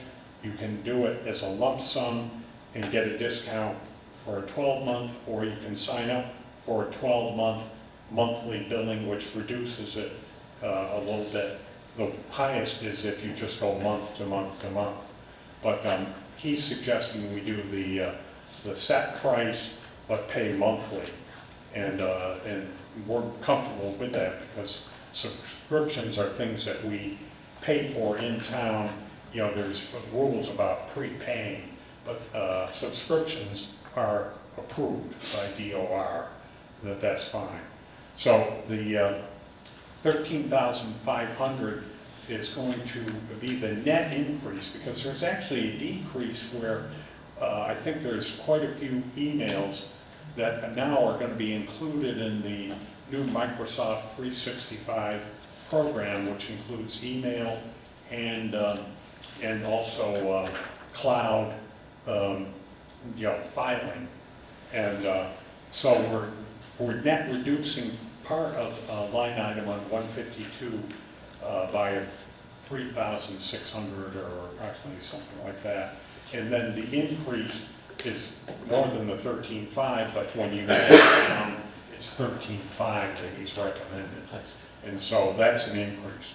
So the article number 2, overall, we're looking at basically approximately an $80,000 overall decrease in article number 2. And that's taking the total decreases and offsetting them with the increases. 156 and change, less 75,000. So the net is, again, the differential, about 81,000 or thereabouts. And again, truthfully, we don't know what the net is on the town manager and town accountant. We're going to sit down, I think, cooperatively and talk about it. Okay. Part of it will be what you guys negotiate with the new, the new hire, and the same with the town accountant. We're offering 65 to 75 there. So that's Article 2. Let's talk about Article 3. Article 3 is the stormwater. And so that's, Tom has just presented that, and he's, as he said, it's $70,000 estimate for this particular part of this program, item number 2 on his little listing there, 70,000. Let's move to Article 4. Article 4 is essentially 3 projects that are coming from capital stabilization, noting that the sewer, MS4 comes from sewer stabilization. These next 3 items are going to come from capital stabilization to the tune of about 102,000. Number 1 is install gutters on Town Hall. Now, essentially, Jeff has gotten estimates which are for copper material, and he's gotten estimates for aluminum material. We need to note that copper material is on the front of Town Hall right now. There's nothing on the sides and back. And the problem is Maya, you know, that they're always looking and working with they call it the safety committee or whatever. They are really in favor of us guttering the back section of Town Hall, because the runoff right now, they feel, is one of the big reasons that you have dampness and mold, et cetera, down in the police station, down in the basement. They really feel that if we can gutter this off and make the water go, away from the building, that we'll see a real improvement there. And they really are almost insisting on doing this because, it costs them money when there are claims. And, we meet with them, go over claims, and then they give us suggestions on how to reduce future claims. And that saves us money, and saves them money. So we need to make this investment. So that's estimated at 22. That's kind of, I'll be honest with you, a midpoint between the copper and the aluminum. And so we might, depending on if we decide that we want to go copper, I think we got to go to 28. And if we were to go to aluminum, it actually goes down a lot. It goes down to the high teens on the cost of doing it. So this is something not to discuss now, but certainly before the 10th of September. The second item is also for Town Hall, to purchase 9 new computers. Now, unfortunately, Mitch went through, again, from Renata's Revolution. He went through, I have a spreadsheet, and he looked at all the computers. He's able to pull some computers that aren't being used on service, but he has 9 computers that will not accept the updated Windows 11 software and the new 365. So he's recommending that we replace them for a total cost of a little under $10,000. So we're recommending $10,000 to get them upgraded and get ahead of the curve. Jerry, you did it upgraded and installed? Yes, and they come with Windows 11. Thank you. The last item is, and you guys are aware of this because you know, we signed off a contract with Foresight to get the engineering done, but this $70,000 is being requested. Bud right now had that estimate.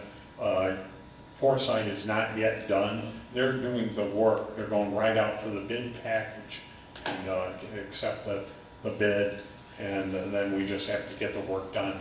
This includes, you know, a safety problem because a gas main was exposed in this failure, this erosion up on Yvonne Drive. They've got it kind of temporarily in a good place, but it needs to be addressed, and hopefully it can be done before you know, the total winter sets in. So again, we need to do it in this particular special town meeting. So that's Article number 4. Again, totals $102,000. Finally, John's favorite item here, Article 5.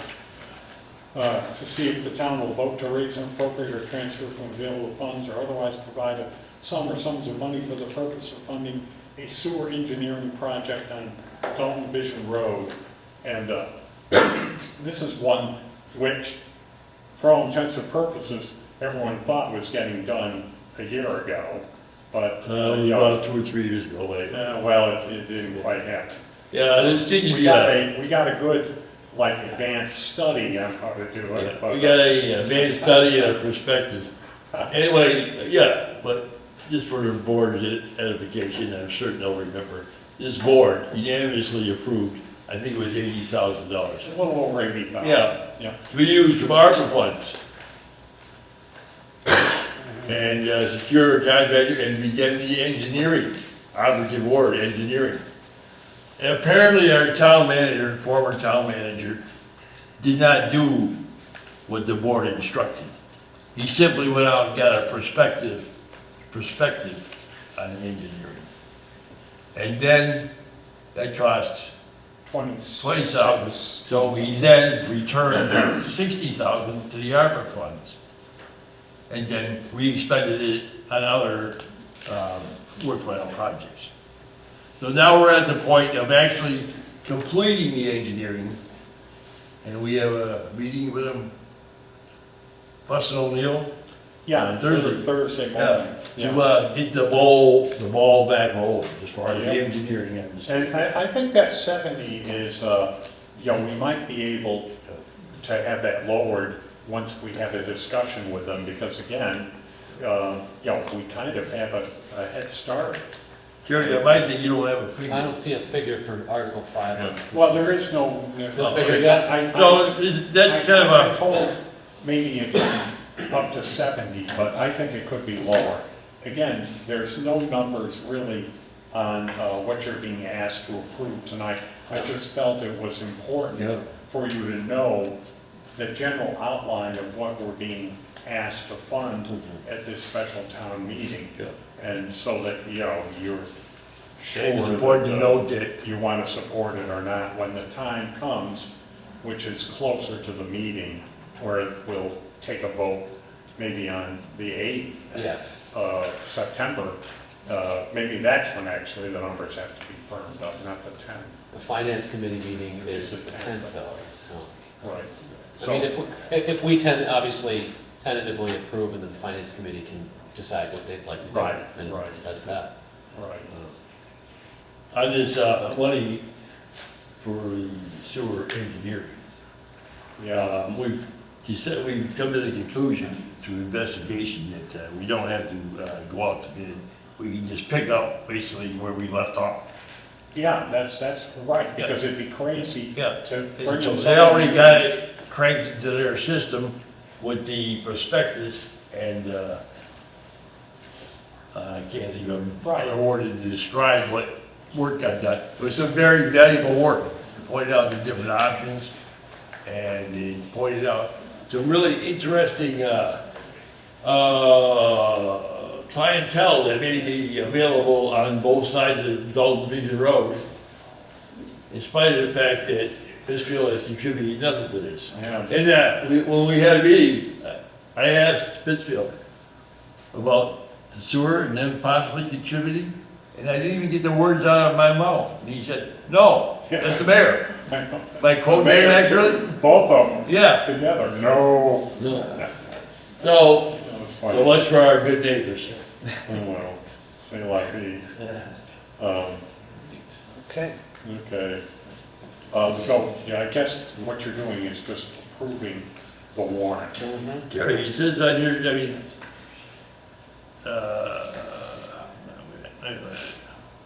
instead of date, now you have already picked a date, but don't we actually have to vote on a date? Yeah, I think you have to vote on everything. Yeah, so I would move that we call a special town meeting for September 17th, 2025, at Wacona Regional High School at 7 p.m. And the board recommends Approve the warrant. yeah, approve the warrant articles for submission and consideration at the town meeting. Is there a second? Second. Okay, motion's been made, second. Are we giving ourselves enough time to make sure it's posted properly? Yes. Yeah. I've been on Good Thanks, stuff. Lori. it. By September 3rd. Right. September 3rd. Right. Any further discussion? Right, all those in favor? Aye. Opposed? Okay. You know I live on my calendar, Mark? Okay. Town manager search. Review and approve the job description. We all got the job description. And I want to point out there's some stuff in the red that we should take note of. Yeah. I looked over the job description, I really like it, but I just have one comment on the back page about the mental health inquiry. I honestly don't think we need to have that in there. I think it might scare somebody off. If they're gonna use a gun or something, I say absolutely. Mr. Chairman, I mean, there's only reasons not to include that in the job description. And actually, the commission voted no to putting that in there. Right. But on the insistence of a member, he would ask an opinion of this board. And I think this board should concur with the decision of the majority of the search committee and not allow any mention of mental health testing for applicants. Well, can someone explain to the lay person what the Mass Department of Mental Health inquiry entails? Nobody seems to know. Oh, Yes. Lori, here. Yes. Sorry? So a mental health inquiry is actually done when someone applies for a firearm, or it might happen when a police officer is, considered for hire. Two databases at DMH. One is, has the individual had an inpatient psychiatric hospital stay? And the second inquiry is, has there ever been a court-appointed conservatorship or legal guardian? Okay. Lori, were you in the majority?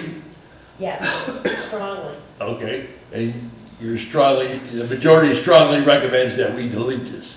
Yes, as does our consultants. Yeah, consultants do too. Okay. MRI, excuse me. Yes. Yeah, sure. Lost my control.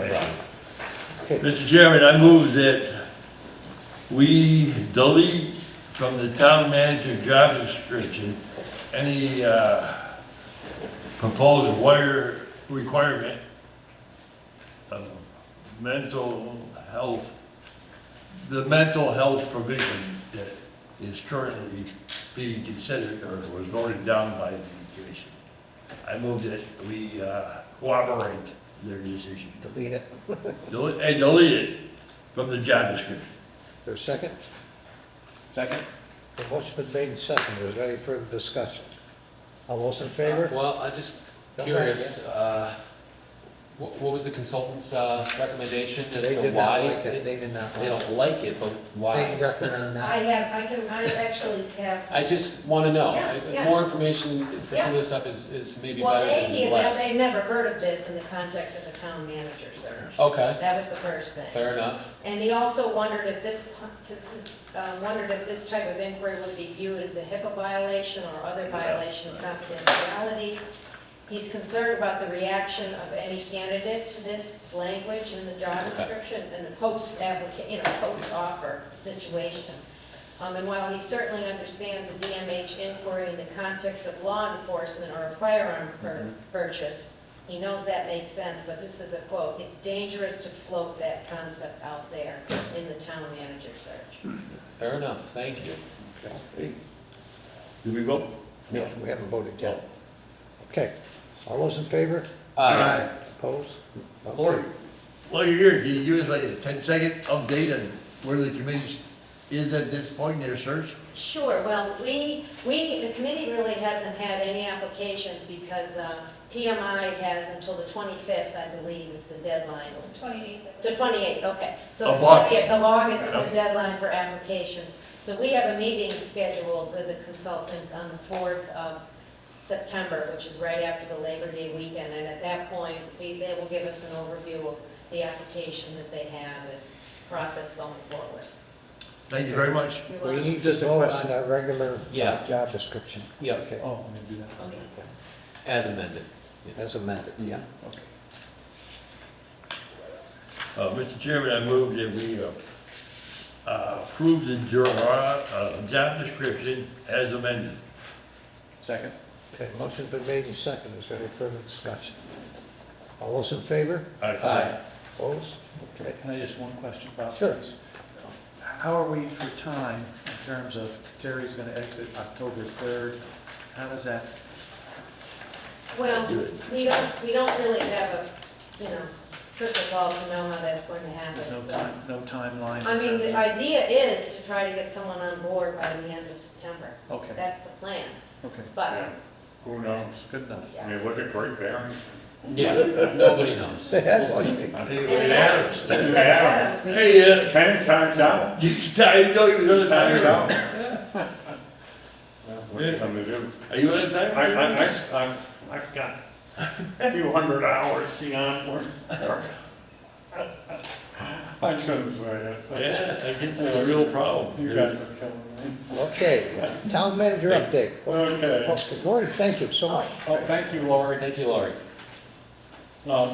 I have six items I want to touch on tonight, and I'll go through them if there are any questions. That's right. So first, talking about actually Dalton Cultural Road reconstruction project, I was contacted on the July 31st by Natalie Rigby, the project engineer for Division Roads reconstruction project. She was looking for an update on their requested IMA between Dalton and Pittsfield, which would define the responsibilities and obligations of each of the parties to bear certain costs for the engineering of the road project.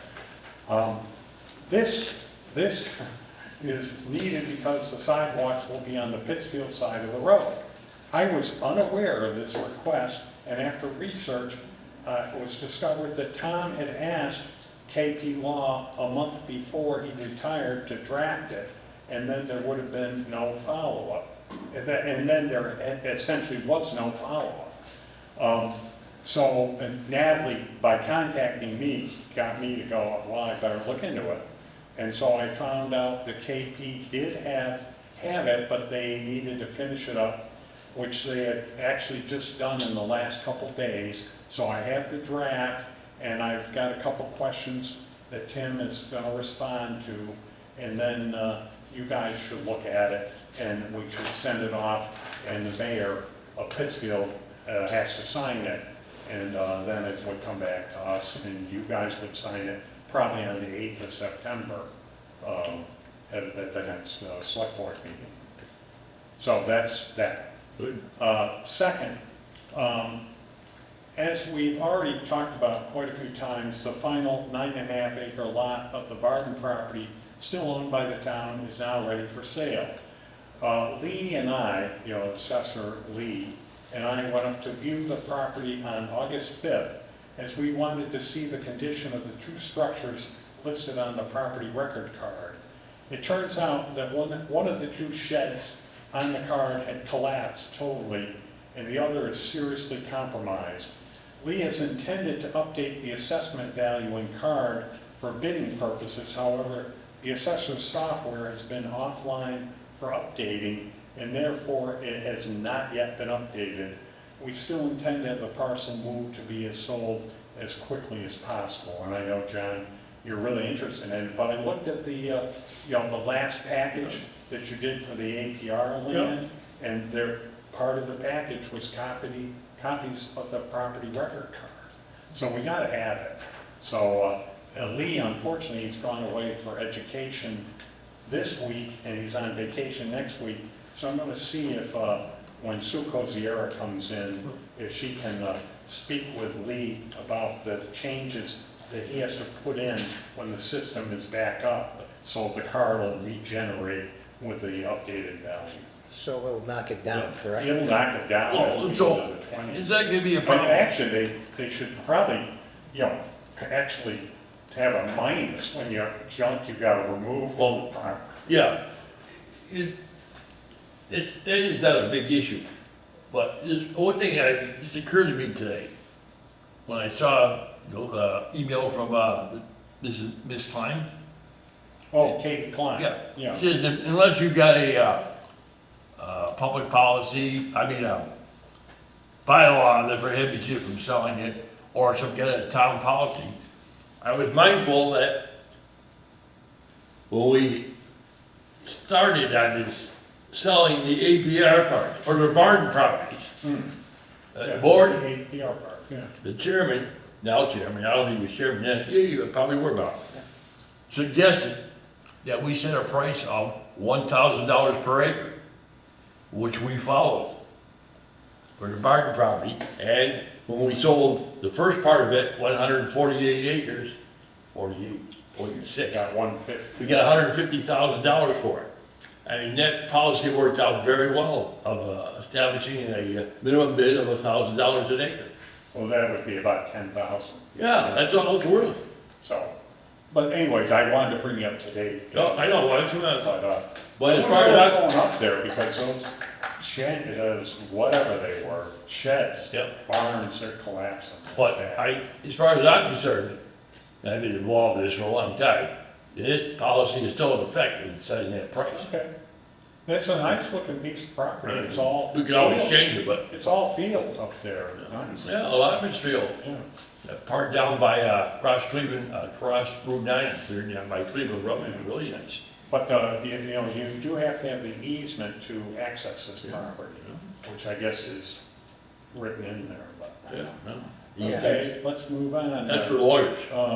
Referring back to Orchard Road, the project's done. However, complaints were received by 3 homeowners who were having water running off during the road during rainstorms into their driveway, and even one of them into their basement. The good news is Bud and Bob Fournier immediately analyzed, agreed that there was an issue in all 3 cases. They got the contractor to redo the front aprons of each of the affected driveways to prevent water incursions, thereby solving the problems, and they did that almost immediately. They were going to go down even with a big tanker truck and drop water, but we turned out we got a big rain, and they went down during the rain and took video of it happening. So that's solved, and so we need to pay the retainage at some point, but we're going to hold on. It's 5% at the moment. We're going to probably pay off 4, and hold on to 1% to be sure the trees and such that were planted actually live. Because how often do you see a project where half the trees are dead after? Last week, now this is a subject that came up earlier tonight. Last week, Dawn, Sandy, and I had a Zoom meeting with our contractors for the employee handbook, Deborah Radway and Patricia Vinchesi. Now, there's 60 pages of the new handbook, and Dawn and Sandy had a lot of material to kind of go back and forth on.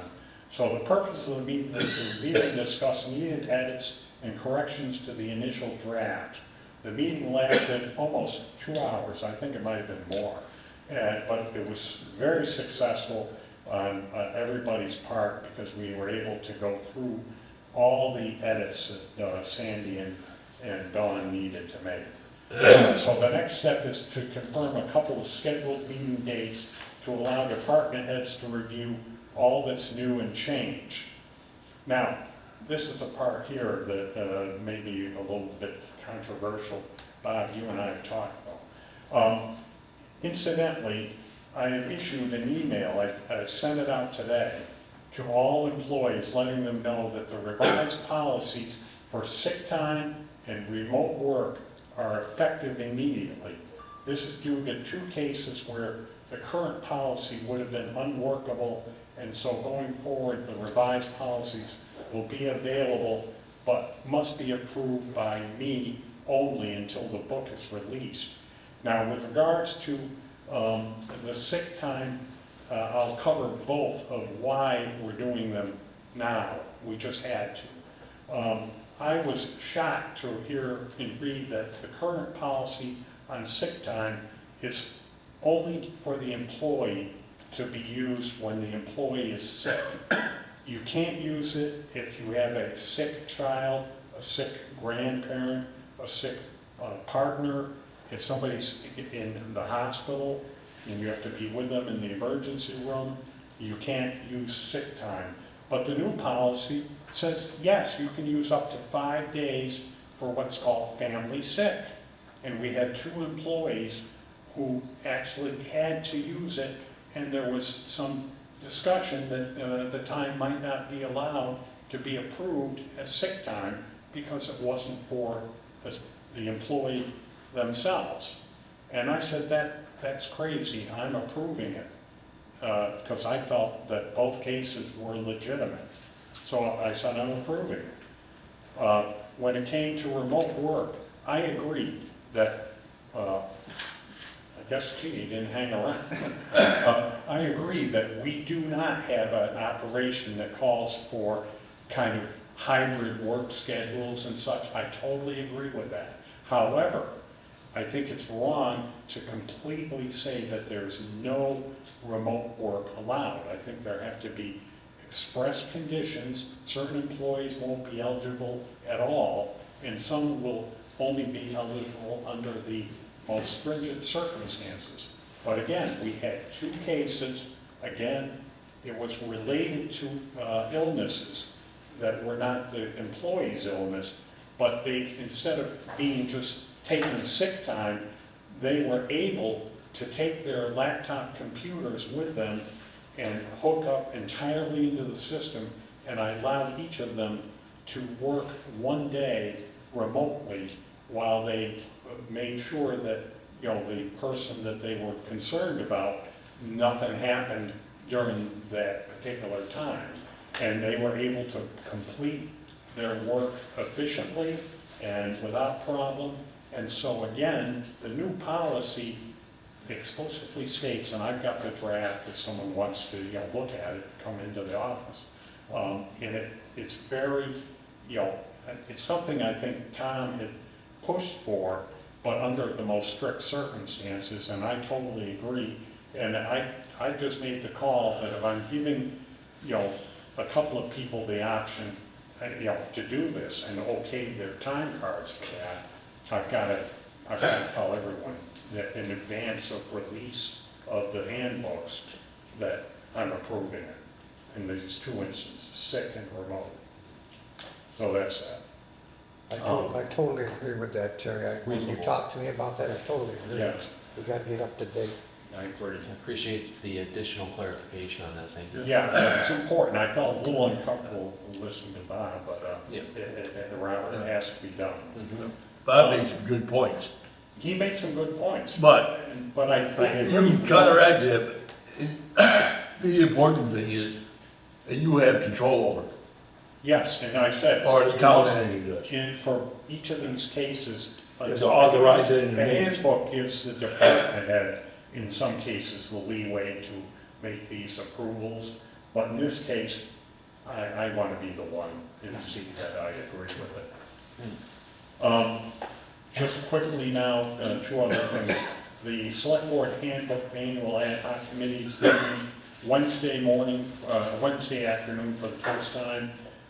We expect to review a number of existing documents and create something that will fit the needs of Dalton. I went through a couple of ones. Tony's got us some that he's coming to the first meeting because he's the proponent for this. And I read a couple of them today. One I liked a lot and one I thought was kind of, I don't know, I didn't like it that much, but anyways. I imagine the Massachusetts Municipal Association. Yes, and they have one too, but I Select board went handbook. to specific municipalities Okay. today.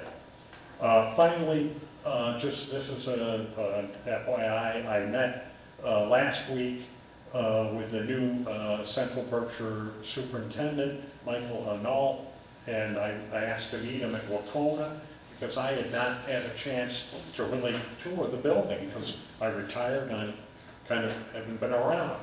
So he gave me a complete tour, and then we sat down and had a fruitful discussion of important issues to both of us, and we promised to work together.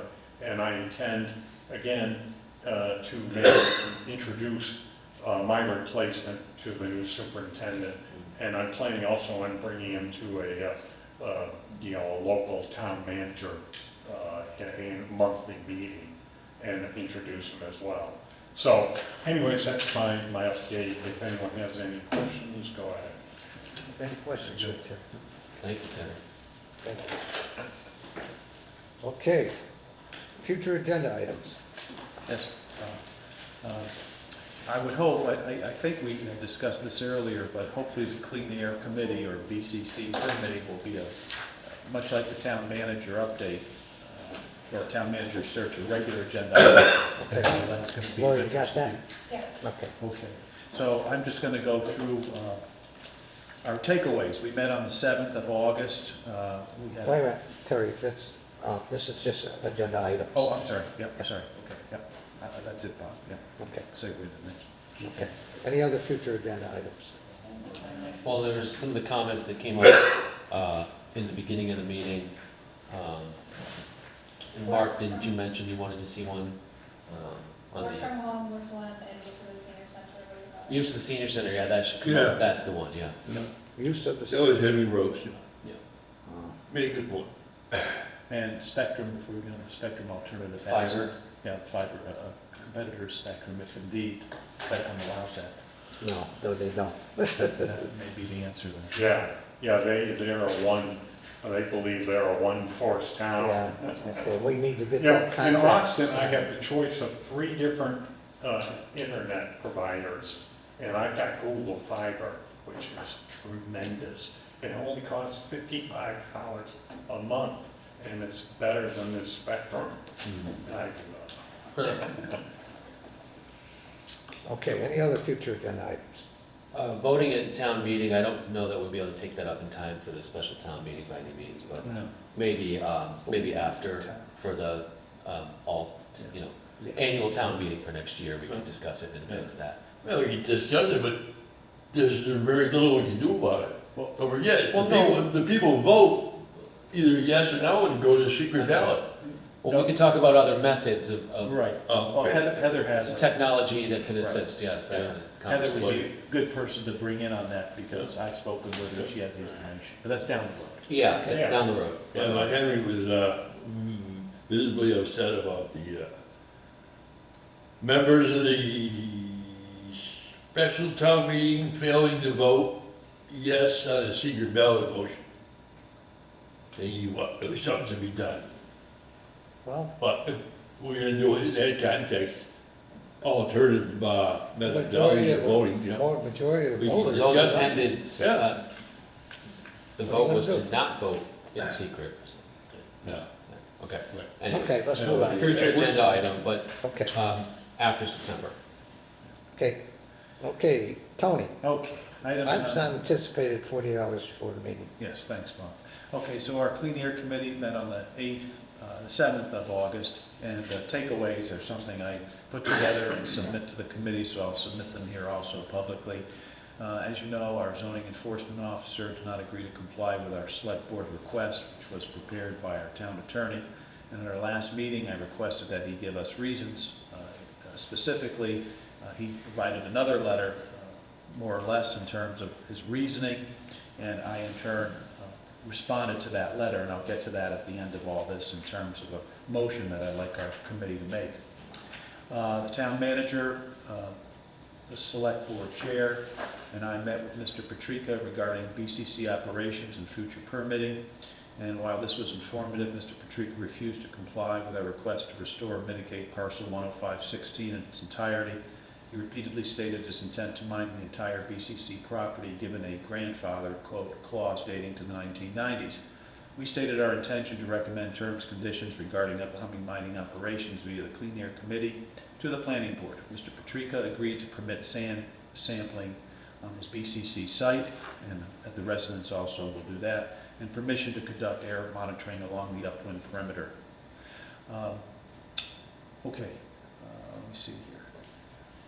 As far as that grandfathered clause, we're still, I think our attorney Alex said that he had requested it of Mr. Egan, their attorney, and there was no, Come up with anything. there wasn't any that he was aware of at this juncture. Okay, so there doesn't appear to be a grandfathered clause at this juncture. Their attorney could not produce anything. Okay, additional information by the Dalton Clean Air Coalition was submitted regarding the grandfathered court case, reference to the 1990s. This was submitted to our town council. Mark Simpson of the DEP indicated that his office is in the process of reviewing the mining and processing operation at BCC. That I'm going to tighten up with, hopefully before the end of September, in terms of just where he is in that. He had done that at a batch plant down in Sandusfield, if I'm not mistaken. Sheffield, thanks, Terry. And it was quite extensive and thorough, and I'd hope that they would conduct the same at BCC. Don Hall of the DEP communicated that, well, these acronyms, ABC, asphalt, brick, and concrete material that was questioned at the BCC site is not solid waste, but it's recyclable material. So the recyclable material falls within DEP guidelines. It is not solid waste, so it's permitted. We're still awaiting submission of the signed stamped engineer plan regarding the mitigation work conducted at parcel 10516 by Foresight Land Services. To my knowledge, we haven't received that yet. I think I may have heard Yanko say, not yet. Okay, I have no knowledge of that. Maybe at our meeting this Thursday, he'll speak to that. Okay. The committee had voted to approve air monitoring along the upwind perimeter of the BCC site. Further information as to this process will be forwarded to the committee. Someone had a question in terms of what that meant, and we had detailed information in terms of the scope of work from Air Partners. And leading into that, Air Partners, the organization, has been contacted towards procurement of services to conduct both sand testing and air monitoring at the BCC site and residential property. So that's going to be out shortly, right, Terry? Yeah, definitely. The first one could be tomorrow. I just sent the contract out. Great. Okay. Not the air, it's monitoring, but the sand. Sand, okay.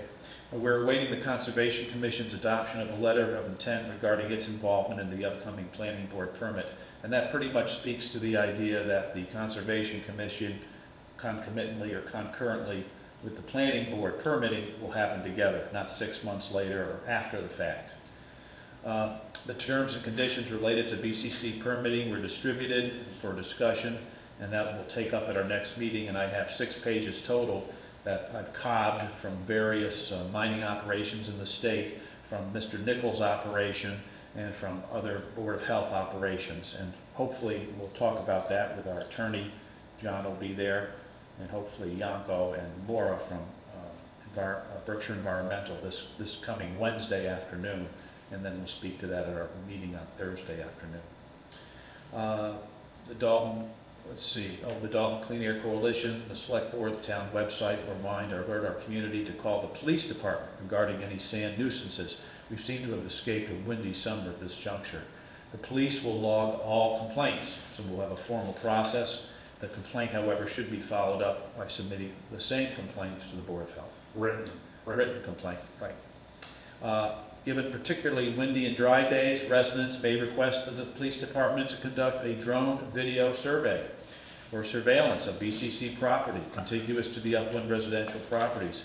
We do have a licensed drone operator in the police department, and again, we're making it public. If that occurs, please call the police department. We also looked at parcel 10125. That's contiguous to the other parcel in question that I mentioned, and that was reviewed in terms of the R1, R2 zones. One is permissible, one is not permissible as a special permit. Finally, the town planner reviewed the permitting process for the planning board and the zoning board of appeals. A timeline was discussed as to submission for the recommended terms and conditions for the upcoming permit. September 30th is the date that we're set for final adoption of this information.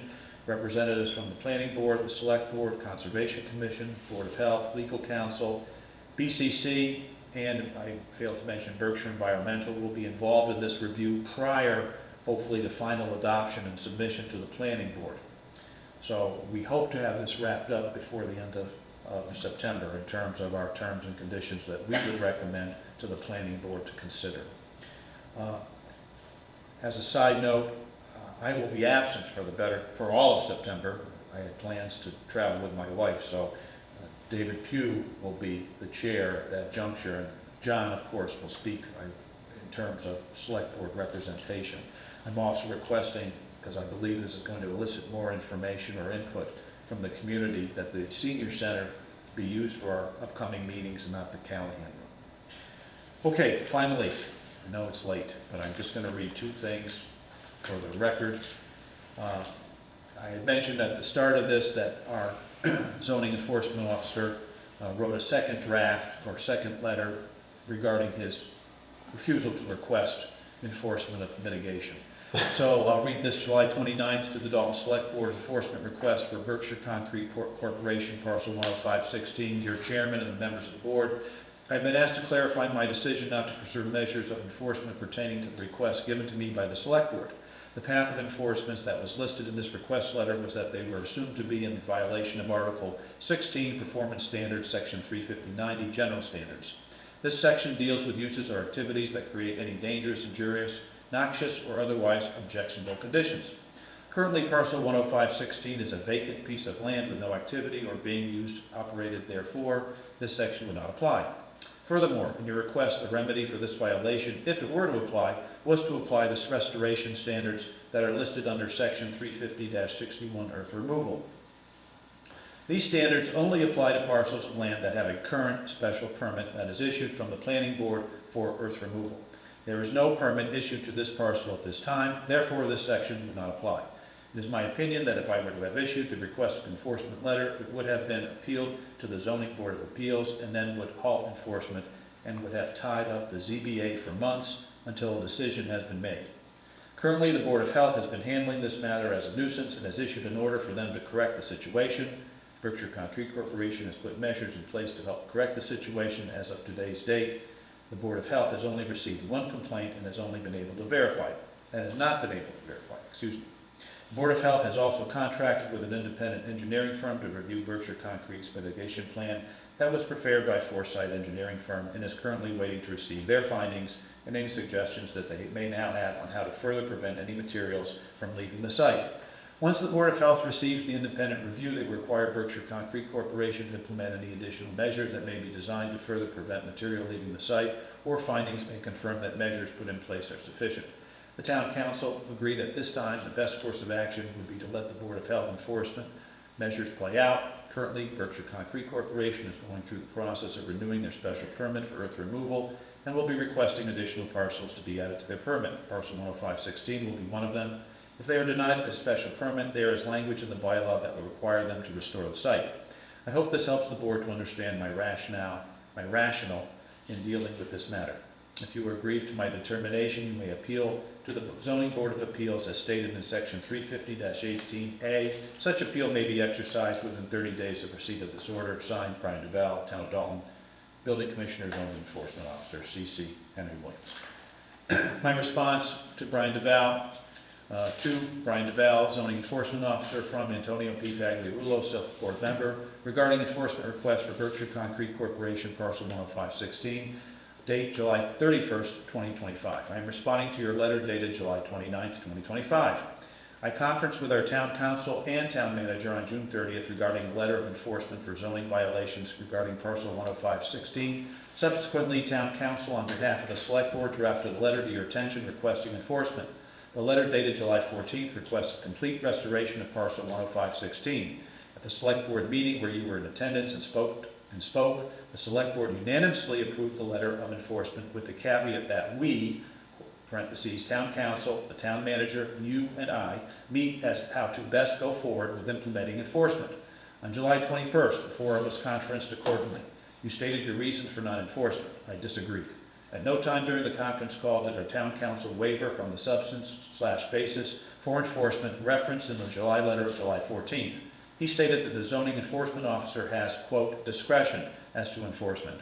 During our conversation, I suggested/queried that if the planning board requested such enforcement, would you be willing to, quote, move forward?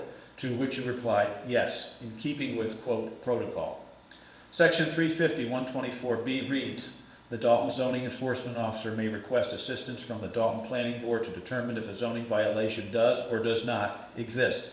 If such a request is made, the Dalton planning board shall make a recommendation by majority vote and refer the matter back to the zoning enforcement officer. Have you communicated with the Dalton board or vice versa in respect to parcel 105-16 zoning violation? Question mark. Section 350-129 of the zoning bylaws makes no reference as to protocol, who may or may not request enforcement of the zoning bylaws. The select board, acting on behalf of Dalton and a butter to BCC, is within its right to request enforcement of the zoning bylaws in question. Both the letter of July 14th and your letter of July 29th refer to the standards listed under 350-61 earth removal. 350-61 earth removal B, section 2. This bylaw shall not apply to a removal operation which is the subject of a valid permit or license issued in writing prior to the effective date of this law, or which is being conducted in compliance with the requirements of a subdivision plan approved by the planning board. I just want to read that again. This bylaw shall not apply to a removal operation. There is no permit. As you have stated publicly,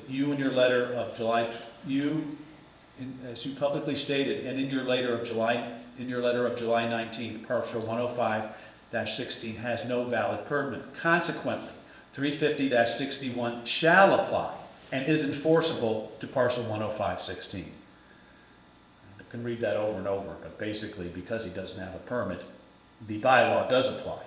350-16 earth removal. B, activities affected. All removal of earth materials such as sand, rock, or gravel. Removal as used herein shall mean stripping, digging, piling, or excavating the earth materials from one lot or removing it from the said lot. E, restoration. All boulders larger than 1/2 cubic yard shall be removed or buried. 3, the entire area except exposed ledge rock shall be covered with not less than 4 inches of good quality loam, which shall be planted with cover vegetation adequate to prevent soil erosion, using either grasses or ground cover depending upon conditions. In light of BCC operations over the course of 3 years, the aforementioned standards clearly permit your office to order BCC to restore parcel 105-16 its entirety under 350-61 earth removal. Finally, the request for enforcement was directed to your office and not the Board of Health. Your reference to the Board of Health has no bearing upon the Select Board's enforcement request to your office under Dalton's zoning bylaws. Denying enforcement based upon your speculation that BCC would appeal the enforcement request is just that, speculation, and isn't a valid reason given the standards in question. Finally, this enforcement measure should have been enacted by your office several months ago when parcel 105-16 was found to have an invalid permit. Thank you for your time, gentlemen. I would like to make a motion that we appeal the zoning enforcement officer's decision to the zoning board of appeals. Mr. Chairman, I object. Why are we subject to almost a 30-minute update on an item, agenda item was anticipated 48 hours before the meeting, when a lot of this history goes back a month, what you just read to the board and to the audience. It is anticipated, it should have been on the agenda, but yet we're covering it on this item. It makes no sense to me. Well, you have to remember those. So that's number one. Number two, why would we vote on anything for item 17 unless we absolutely had to? I get it, it's an emergency for some people, but I don't believe it's the town's emergency necessarily to have to vote on what you want to put forth tonight under this particular agenda item that the public had no idea this was going to be discussed tonight. Well, I'm not That doesn't make sense to me. Well, So I'm not going to support any motions on this article. Dan, I understand that it wasn't an agenda item. As I said when I started this, it should have been an agenda item. It's not. So be it. This, though, to be clear, all of us received a letter from Mr. Duval. Yeah, You received my letter 2 days after he wrote his letter. So this isn't news to the board. I understand that, but in terms of reading all of this, it should have been its own agenda item tonight. Yeah, I'm not disagreeing. However, It's unfortunate. given time of the essence, we have 30 days to make the appeal to the zoning board of appeals. So here we are. Well, what date, Tony? Well, his letter is dated July 29th. So we have until, August 29th. 29th, 29th, August to make 30th. an appeal to the zoning board of appeals? That's correct. And we don't have another meeting until September.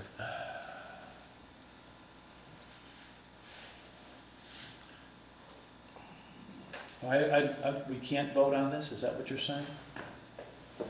I'm just saying I wouldn't support it. I understand. I think anyone's welcome to do whatever they want.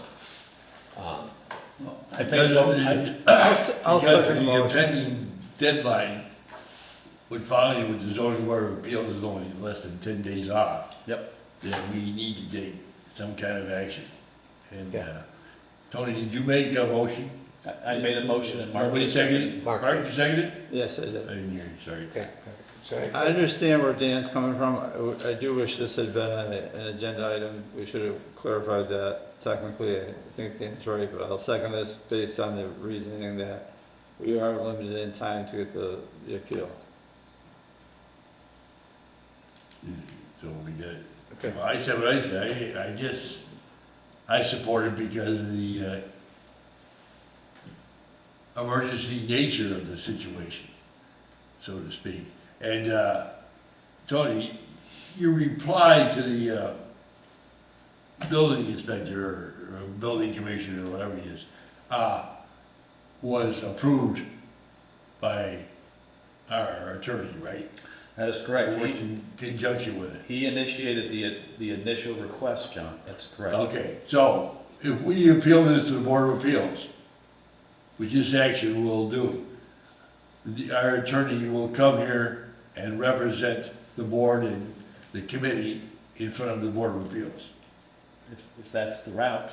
I mean, I've never gone that route, but I'm assuming that would be Well, the I case. mean, you appeal to the Board of Appeals, they hold a hearing on your appeal. Yeah. And so the attorney would come here and defend his actions, not you. Wow. Well, I'd be there to speak. The board, yes, but it's the board's action. That's correct. Yeah, I'm not going to support that. Sorry. I don't think we should be having an attorney represent the select board to the Dalton Zoning Board of Appeals. It just seems like a ridiculous waste of resources and time. Hey, Dan, it's a legal matter. Yeah, Everybody has an I understand attorney when they go The to the abutters Board can of sue, the abutters they have the right to sue their abutter for grievances. They have the right to do that. It's not necessarily the town's role to adjudicate that, except through the special permit process, which is coming due in September. Yeah, we're in a butter. I think We're in a butter. Who's in a butter? We're in a butter. We have the Pine Grove, we have the property that butts, we have our landfill operation. We're in a butters. You We're in guys a butter to 10516. You guys Yeah. are reading too far into this. Yeah, you're going down. Hold on, hold on. I'm just moving the I boat. think we're moving, yeah. We're Go moving ahead, too Mark. far into this. We're Yeah. moving too far into this. We may appeal this and they may just tell me if that, no, do it. That's it. We may not need a lawyer. We may not need all this stuff, so call the roll. Okay. All those in favor? Aye. Aye. No, Opposed? opposed. I'm inclined to vote for this, but I want assurances that us, this group and ourselves, will be represented at the zoning board of appeals hearing by the lawyer that helped you draft this reply. Well, he didn't help me draft my reply, but he drafted the initial request. Yeah, okay. Yes. Yeah, I'm fine. I mean, it's actually imperative that you go before the zoning board of appeals. You have an attorney.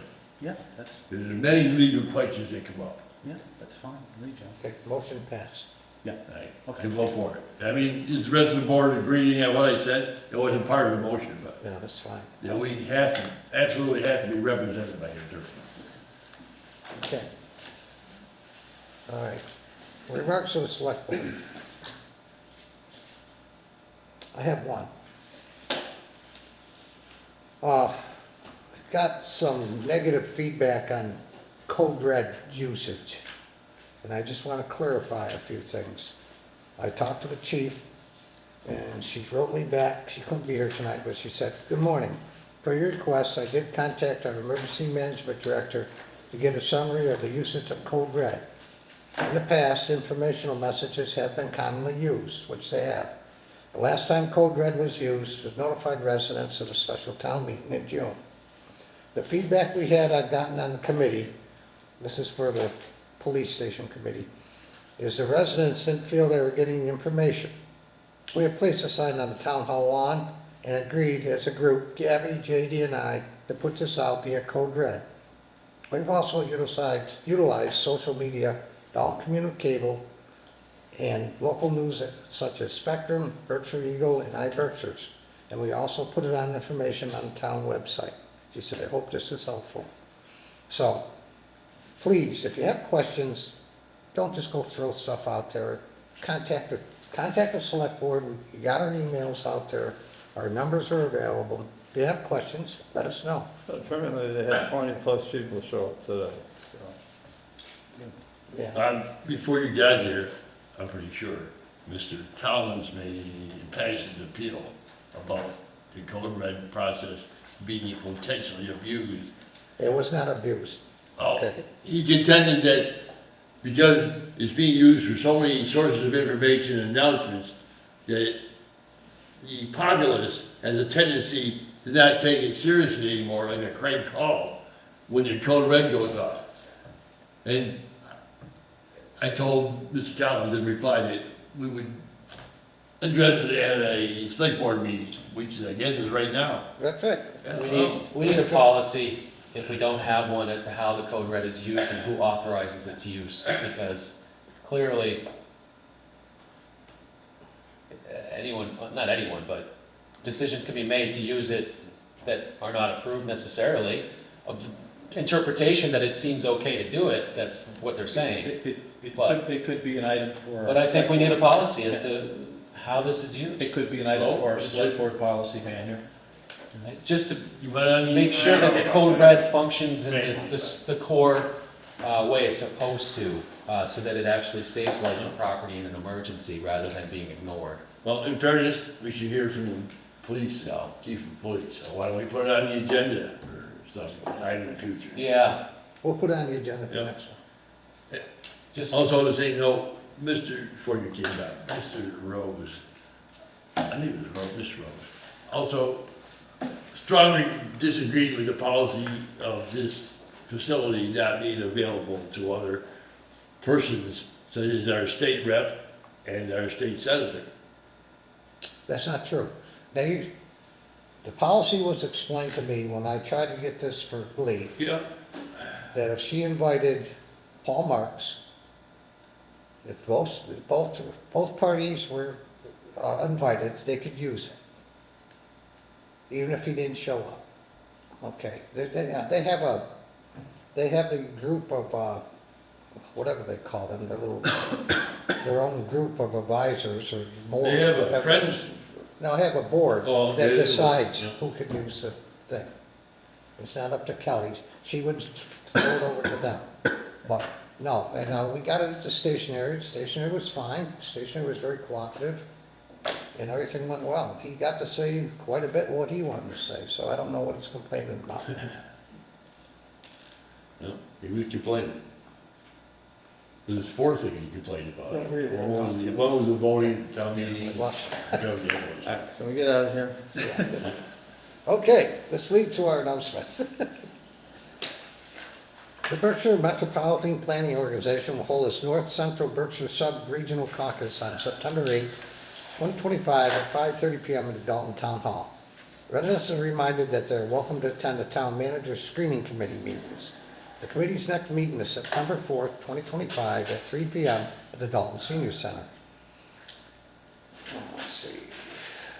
Let's see. Public Safety Facility Advisor Council has meetings and tours of the police department scheduled through the end of August. Please take a flyer out on your way out or visit mytowngovernment.org/01226.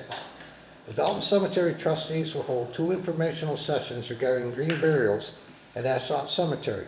These sessions will not only explain green burials and answer questions, but to receive suggestions from residents. Both sessions will be at the Dalton Senior Center, 40 Field Street Extension. The first session will be Tuesday, September 16th, 2025, 1:30 p.m. to 2:30 p.m. The second section will be Thursday, September 18th, 2025, 6:30 p.m. to 7:30 p.m.